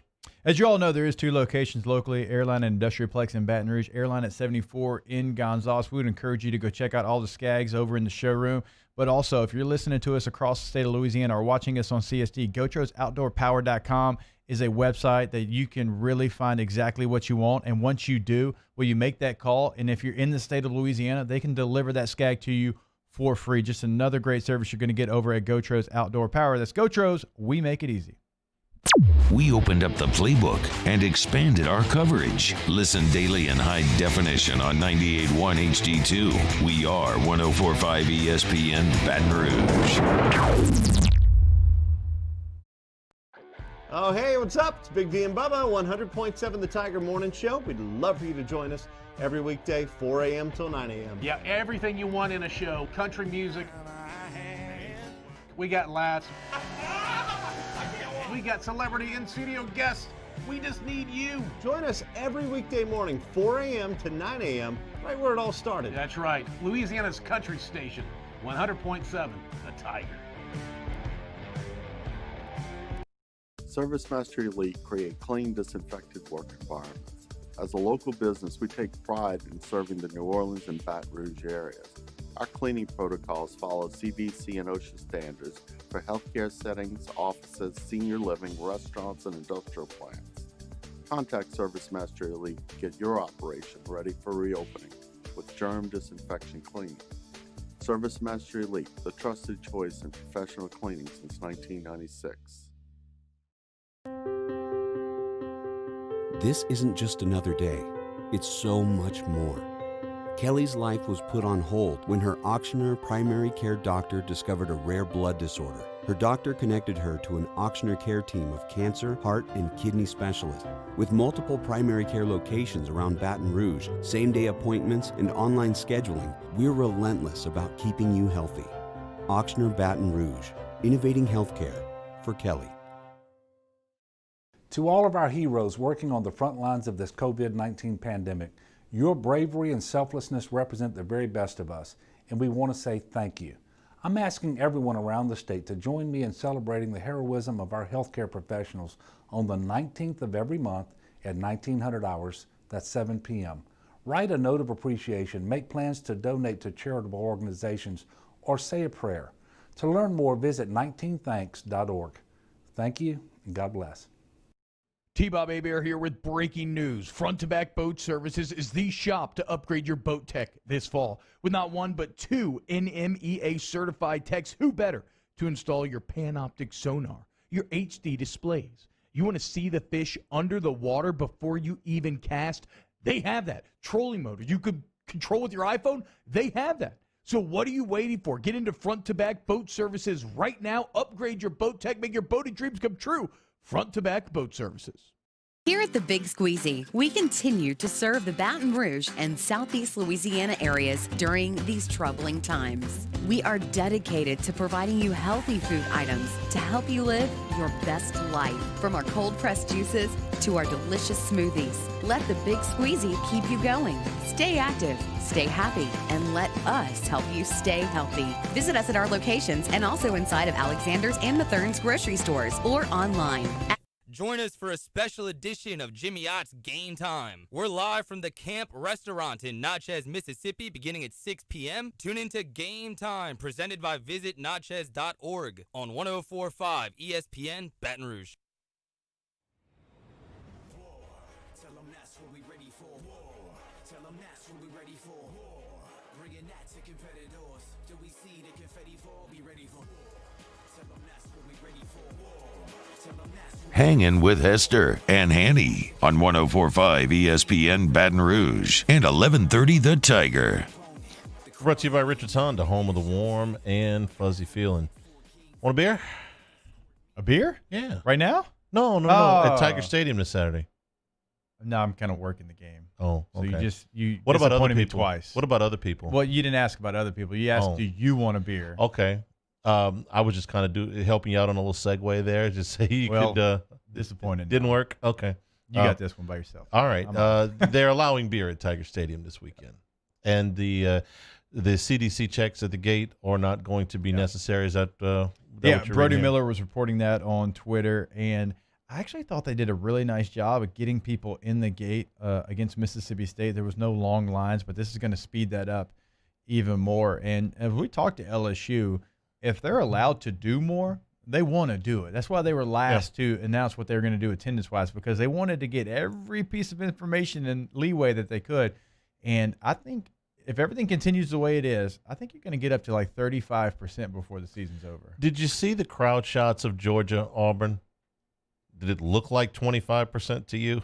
No, it looked more. I mean, maybe sometimes and that they kind stuff's of sat them undeceiving. in a line a little bit, so it looked like maybe more people that way instead of being spread out amongst the stadium. But it looked like more. If we're getting more people in the stadium and we're controlling things, and that's good, I would say.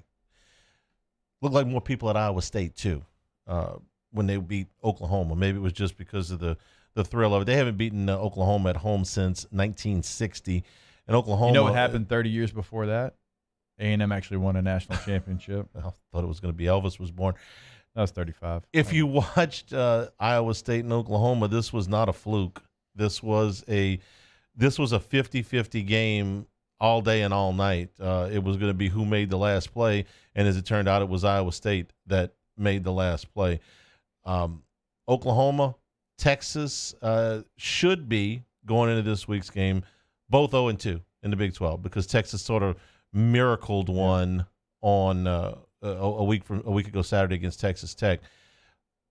Comments? The Big 12 is down to Oklahoma State, who I don't think anybody believes is going to run the table. They're on their third quarterback right now for the moment, although he's played well. And they've got Chuba Hubbard, but the Big 12 without a representative in the college football playoff, and we don't think that there's going to be one out of the Pac-12 either.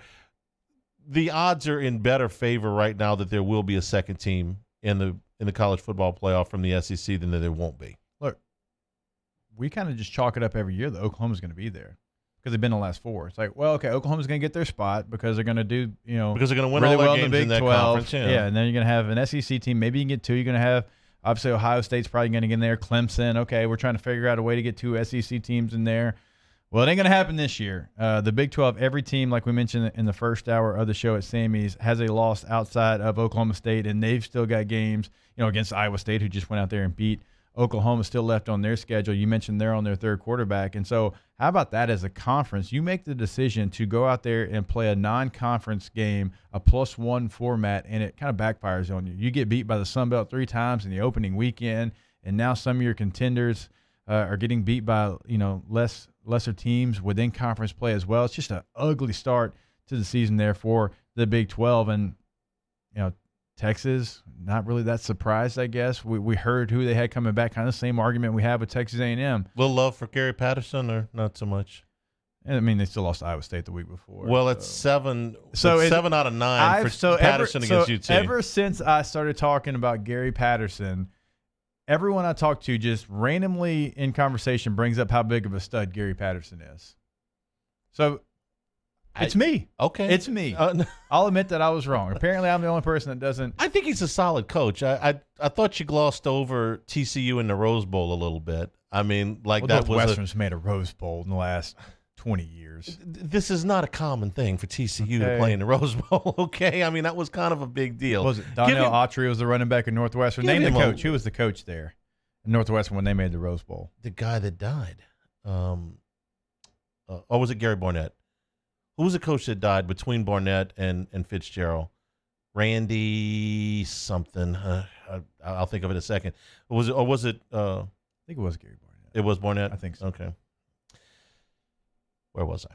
Sorry. I got you off track. Yeah, you did a little bit. The other games over the weekend, just some random shots here. SMU and Memphis, this was a strange game because Memphis had gone a month without playing. SMU jumps out 24-3. Memphis reels them in, and SMU wins the game on the last play of the game, kick a field goal to win that one. North Carolina struggled up at Boston College. Central Florida lost to Tulsa. BYU looks really good. They blew the doors off of Louisiana Tech the other night.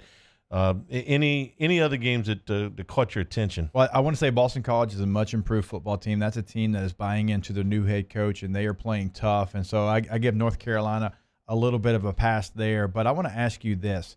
In this year of so much uncertainty, you've got teams like SMU. You've got ULL, who has the win over Iowa State. And they're only going to play Sun Belt games from now on. I don't see them getting into like the playoff conversation, obviously. But what about a team like BYU? BYU has gone out there, and they have beaten the ever-living you-know-what out of every team that they've played. And I don't know if they're going to have the horses on their schedule this year. They go beat Navy 55-3. They beat Troy 48-7. They beat Louisiana Tech 45-14. Here's the rest of their schedule. UTSA, they've got Houston, they've got Texas State, Western Kentucky, at Boise, North Alabama, who's an FCS team, and San Diego State. Probably not going to be enough to get them in a playoff conversation, but they look impressive. Yeah, there's nothing on there that's going to catch people's attention. Even if Boise ends up going, what are they playing? 7 games, I think. And they in can the Mountain potentially West. Reschedule the game against Army, who was ranked in the lower half. What you're looking at is a New Year's Six bowl potentially. I think that's probably your ceiling for them. But that's really good, right? So in this year of all the uncertainty, no potential Group of 5 team gets into the playoff. Maybe Cincinnati, probably the best shot. If they don't get in this year with the Pac-12 playing 7, with the Big Ten not having any room for error, they're never getting in. And the Big 12's already pretty much eliminated all of their teams outside of one. If you don't get a G5 team in this year, you're never going to get one in, ever, in the current format that they're in. If you have Alabama in the SEC championship game against the winner of Georgia-Florida, and the loser of Georgia-Florida finishes 9-1 and doesn't go to the SEC championship game, you're going to have the argument of Georgia or Florida against Cincinnati. Yeah. And I've seen all of these teams play. Georgia and Florida are a lot better than Cincinnati. They're not a little bit. They're a lot better than Cincinnati. Now, there may be political pressure in that room. I'll grant you that, especially in this year. I'm on your side of this, by the way. I'm just trying to pose a question. I know. And if Florida is 9-2, or 8-2, let's say they lose to Georgia and LSU, and they lose by a combined total of 12 points or something like that, and they're 8-2, and Cincinnati's 10-0 or 11-0, how many games they're playing? Florida's better. Yeah. And Florida's better 11 times out of 10. But there may be political pressure in that room. I'll grant you that. This is a weird year. Like you didn't know that. I can't see a path. And again, and with candidates, I mean, SMU's a candidate, BYU, the teams we talked about, Cincinnati, there's candidates to be in there. I mean, UL Lafayette, I mean, regardless of what you think about them, they're 23rd in the country. They're probably going to win all of their games. They have no shot. They have no shot to get to a playoff. There's 3 teams in the SEC, maybe 4, that are better than all of those teams. But UCF might have had an opportunity because of recent history, because of all the complaining, because Can I they tell claim you that I was actively national rooting against championship. them? It's the last game I watched before we went on the post game. I was actively rooting for Tulsa to win every time. Yeah. The game they played against Georgia Tech made a mistake, and I'm sitting there and I'm like, come on! I'm yelling at the TV. My wife walks in. You got money on this game? I said, no. I dislike Central Florida alike. Yeah. They've done something that's very difficult to do. They have made themselves an unlikable underdog. Yeah.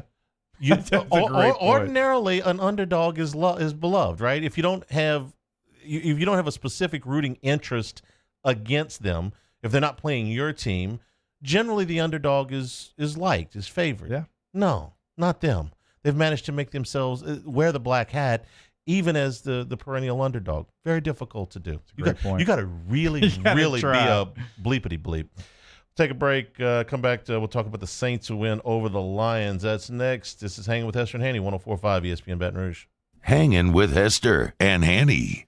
All right, as you know, we're brought to you by Richard's Honda, the title sponsor of the show every single day. Something I've been telling you about over the last couple of weeks is something new they added to richardshonda.com. Now, you can always do it all from there. In the bottom left corner of the website, you see how long you have left to save in their current specials. In the bottom right corner of the website, you have an open chat with sales, so any question you might have can get answered right there on the spot. You can find the warm, fuzzy promise, all of that, right? Well, they've added the buy from home button. It's a 7-step process where you can buy your car from your house, from your office. You can get it all done right there, and they will also deliver this to you. Now, you can go pick it up over at 13413 Millerville Greens Boulevard in Baton Rouge. That's I-12 and Millerville, but they will deliver this vehicle to you if that's something that you choose. But I would encourage you to go see all the 700-plus new and pre-owned vehicles they have over there at I-12 and Millerville. They're going to have something you love. No matter what you're looking for, they have a car, an SUV, a midsize SUV to fit every lifestyle. That's why Richard's Honda is home of the warm and fuzzy feeling. Football's back. Tune in tonight as we wrap up a full weekend of NFL coverage. It's Monday Night Football as Aaron Rodgers and the Green Bay Packers host Matt Ryan and the Atlanta Falcons. The NFL lives on 104.5 ESPN Baton Rouge. Do you know someone who sets a good example for all of us to follow? Someone who, without being asked, shows leadership, selflessness, and service to their community? We believe that's the definition of a good citizen, and so does Citizens Bank and Trust. So, if you know someone that sounds like what Jordy was just describing, nominate them to be your good citizen, and they'll have a chance to win $500 from Citizens Bank and Trust. Plus, we'll mention him right here on the show. So go to citizensbankandtrust.com for more details and nominate your good citizen. Are you a licensed contractor? There's lots of good contractors in Louisiana doing work the right way, but unfortunately, too many unlicensed contractors are working outside the licensing requirements. Working as a contractor in Louisiana requires a license for the company doing the work. The Louisiana State Licensing Board for Contractors wants to help you get licensed to allow you to conduct work legally. It's not difficult to get the license. We can help you. Go to lacontractor.org for more information. Licensed contractors, it's the law. I've been doing business with Luba for 25 years. They're dependable, trustworthy. It's just the attention to detail with our clients. Our folks have years and years of experience. They're highly trained professionals, but many companies have that asset. What I'd like to think makes Luba a bit different is that we use those talents in a way that truly is dedicated to serving the needs of the folks who depend on us. Do you know the proper way to prevent the spread of COVID-19 in your office? We do. We're King, a leader in the cleaning industry for over 30 years, and we've developed comprehensive programs to address proper cleaning and disinfection. We have experience in applying disinfecting programs in hospitals, office buildings, schools, and other venues. Now we're ready to help and able to assist customers that need disinfecting services.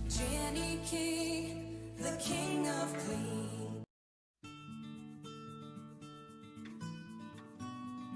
This is a house call.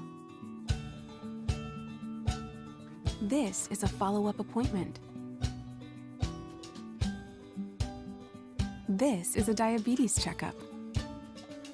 This isn't just more convenient care, it's more advanced care. This is innovating healthcare at Louisiana's #1 hospital, Auctioner. Gulf Coast Office Products is a nationally recognized Savin office equipment dealer based right here in Louisiana. Over 100 employees strong, Gulf Coast has the boots on the ground to support all vertical markets, from education, engineering, legal, and finance. With the latest in office technology, from desktop to production segment units, Gulf Coast and Savin have the perfect fit for you. Call 225-756-2644. That's 756-2644. Coming up on Tuesdays Off the Bench, LSU head coach Ed Ogeron, Coach Derek Stingley Sr., Saints writer Nick Underhill, and Barstool Sports' Brandon Walker all stop by for a massive day of football and a brand new OTB mailbag. Off the Bench, 104.5 ESPN.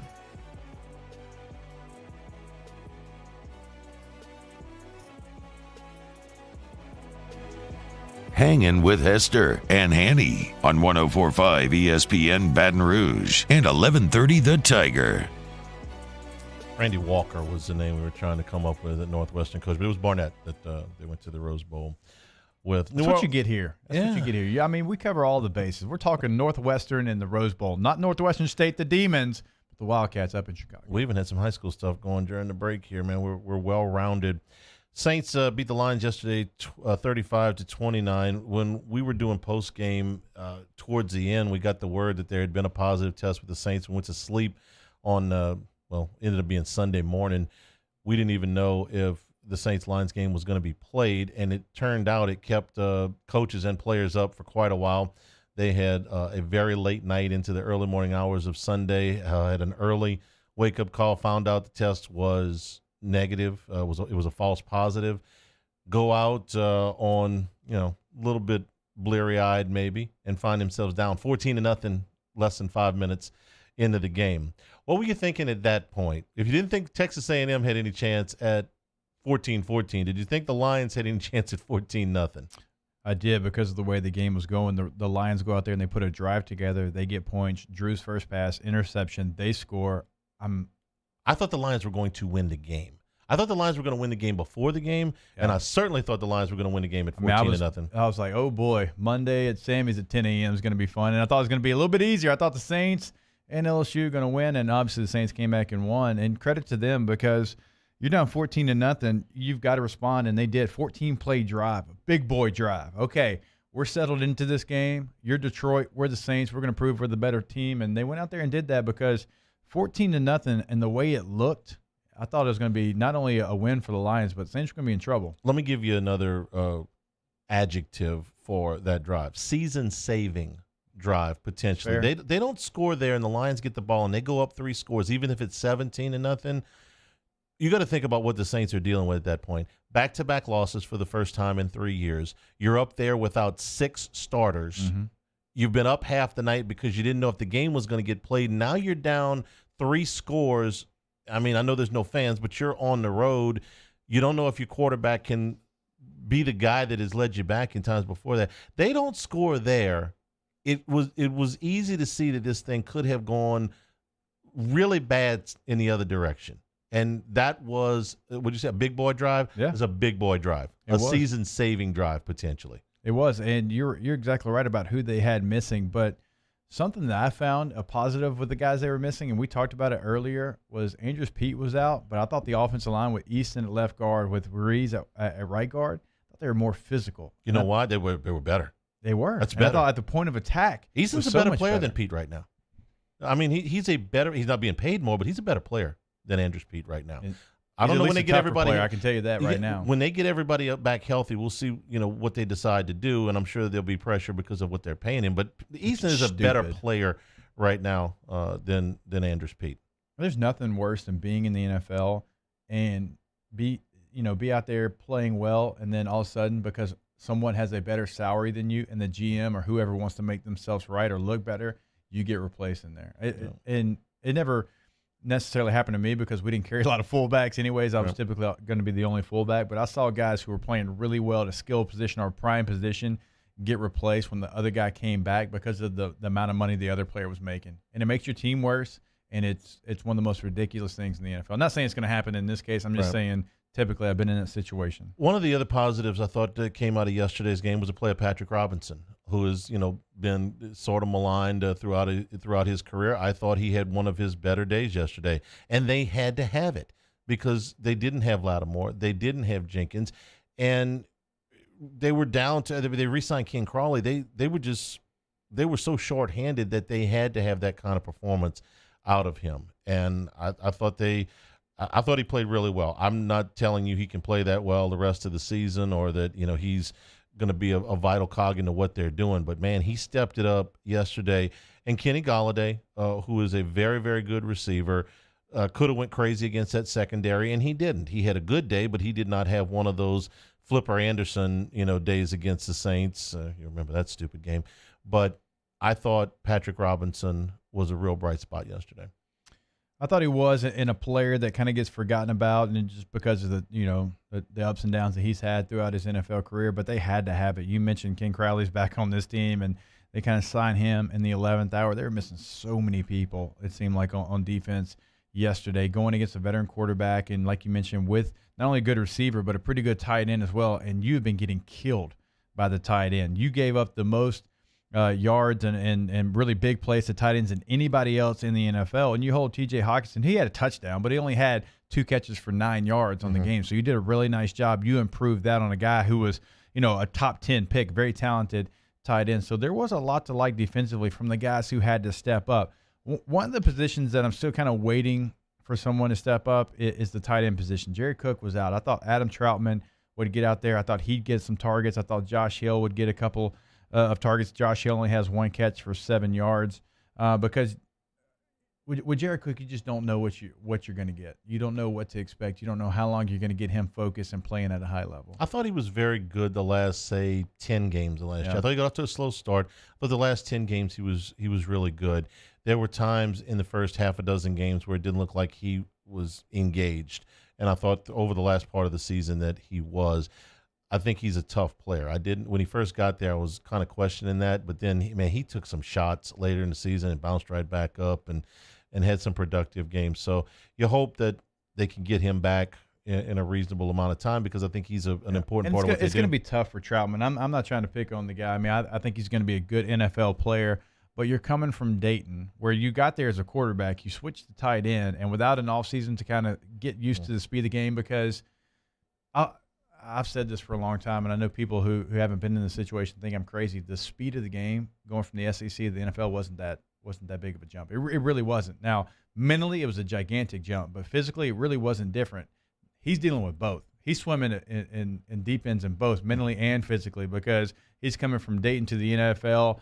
And so I'm not trying to say that he should be above where he's at right now, but I was hoping that he would get some play yesterday with Jared Cook out. Ask Us is next in the Bayou Ford chat. We'll do that when we return. Hanging with Hester and Hanny, 104.5 ESPN Baton Rouge.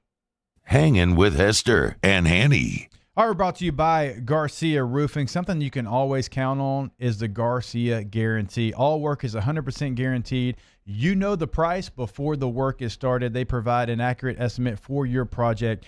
Garcia has a 6 nails per shingle policy. Garcia is committed to its safety, all the warranties, all labor and materials as well. That's just what you can expect from Garcia. And don't think that your job is too small for Garcia. They do roof repairs as well, right? You know we're going to get a lot of rain this week, and so if you notice a leak, that's something that Garcia Hanny can make sure it gets fixed, and it's fixed the first time. And you can roof now and pay later. Roofing, siding, gutters in Baton Rouge, New Orleans, and on the North Shore. They didn't get to be the largest residential roofing business in the state if they weren't doing quality work. So for roof repair, roof replacement, roof cleaning, and all commercial roofing, it's Garcia Roofing, 756-3100 or GarciaDidMyRoof.com. Saints coverage, Chiefs, Cowboys, Thursday night, Sunday night, and Monday Night Football. From the opening kickoff to the playoffs and the Super Bowl, the NFL lives on 104.5 ESPN Baton Rouge. Gulf Coast Bank and Trust is a local bank with a straightforward philosophy. It's about doing the right thing for our customers. Participating in our community with annual local fundraisers. Offering individual attention in a modern banking atmosphere with a trusted local company. Gulf Coast Bank invested in technology with a local touch, giving our customers the power to bank anywhere, anytime. We're building relationships through personal service as the bank that cares about you. Gulf Coast Bank and Trust, the bank that cares about you. At All-Star Toyota, you get it all. If you're in the market for an all-new Toyota vehicle, come see our friendly and knowledgeable sales team at All-Star Toyota. Located in Baton Rouge at the corner of Airline and Goodwood, we've been serving our community since 2005 by offering a large selection of new Toyota cars, trucks, and SUVs. Get behind the wheel of your dream car and take a test drive at All-Star Toyota today. ServiceMaster Elite create clean, disinfected work environments. As a local business, we take pride in serving the New Orleans and Baton Rouge areas. Our cleaning protocols follow CDC and OSHA standards for healthcare settings, offices, senior living, restaurants, and industrial plants. Contact ServiceMaster Elite to get your operation ready for reopening with germ disinfection cleaning. ServiceMaster Elite, the trusted choice in professional cleaning since 1996. This isn't just another day. It's so much more. Kelly's life was put on hold when her auctioneer primary care doctor discovered a rare blood disorder. Her doctor connected her to an auctioneer care team of cancer, heart, and kidney specialists. With multiple primary care locations around Baton Rouge, same-day appointments, and online scheduling, we're relentless about keeping you healthy. Auctioneer Baton Rouge, innovating healthcare for Kelly. To all of our heroes working on the front lines of this COVID-19 pandemic, your bravery and selflessness represent the very best of us, and we want to say thank you. I'm asking everyone around the state to join me in celebrating the heroism of our healthcare professionals on the 19th of every month at 1900 hours, that's 7 p.m. Write a note of appreciation, make plans to donate to charitable organizations, or say a prayer. To learn more, visit 19thanks.org. Thank you, and God bless.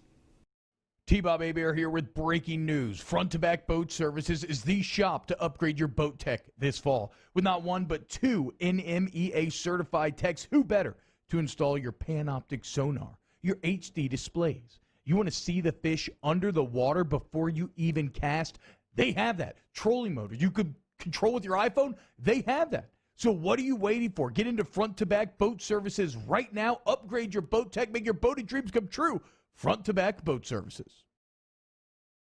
Hey, it's Matt Moscona inviting you to join us for Monday's AFR presented by Relief Windows.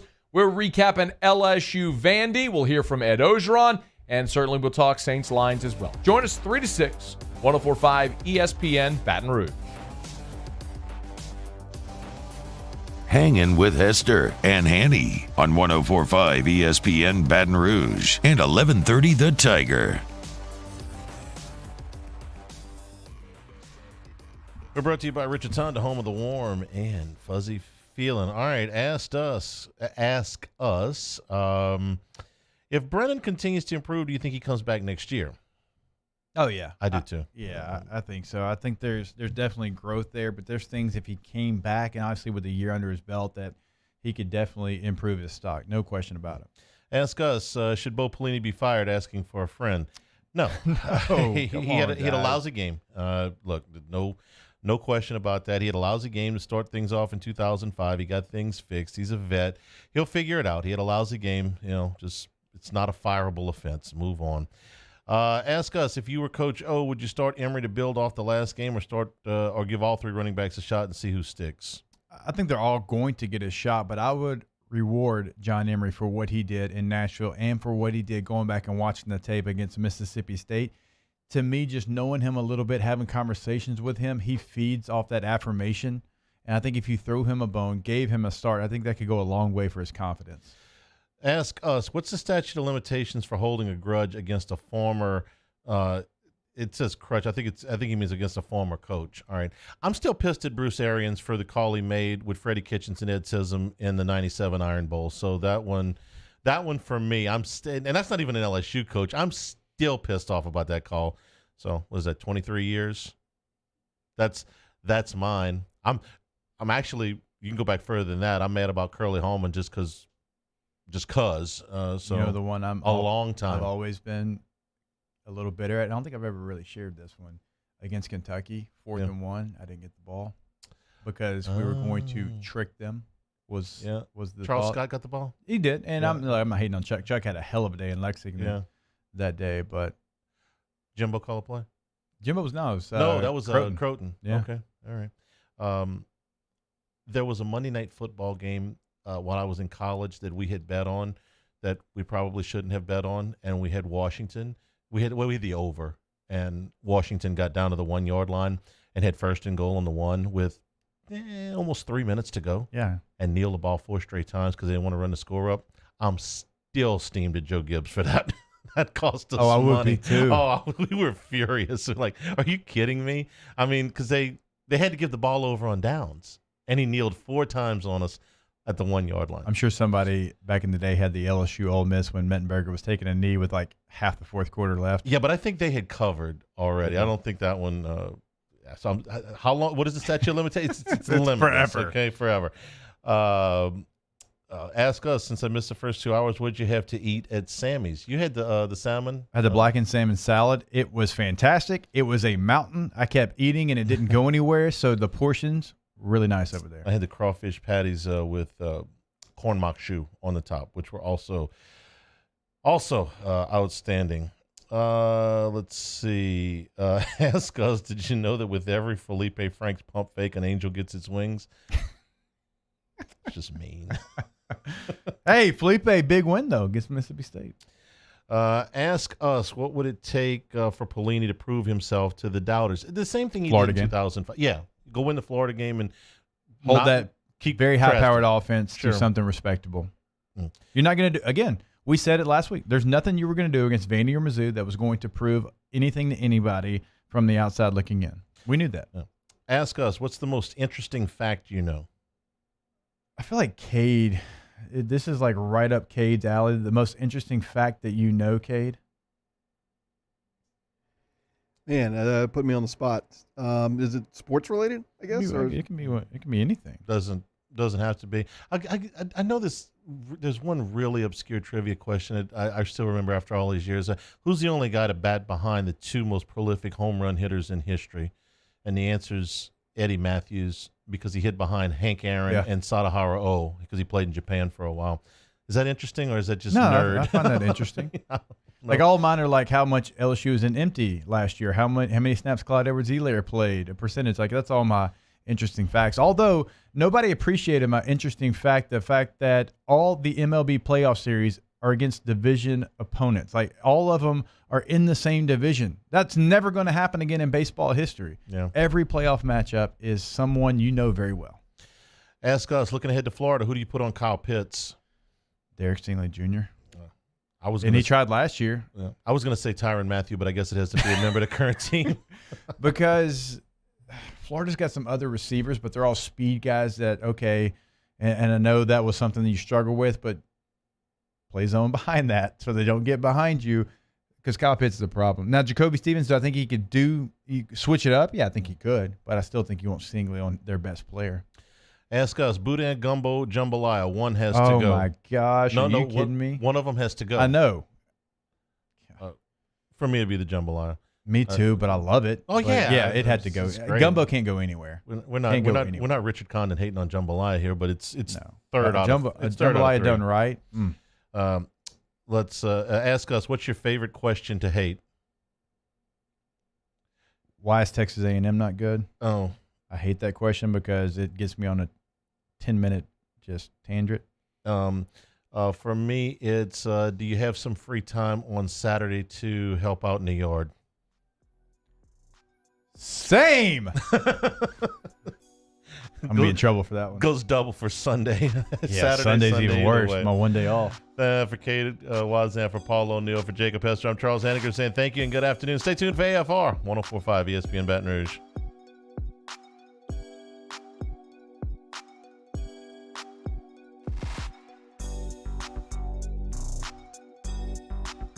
Hangin' with Hester and Hanny.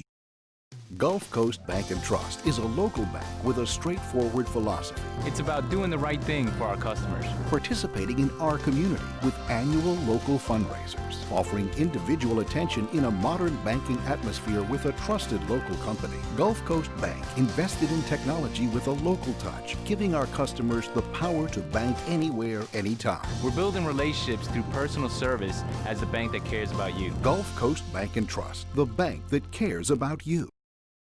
I'm Jay Ducote,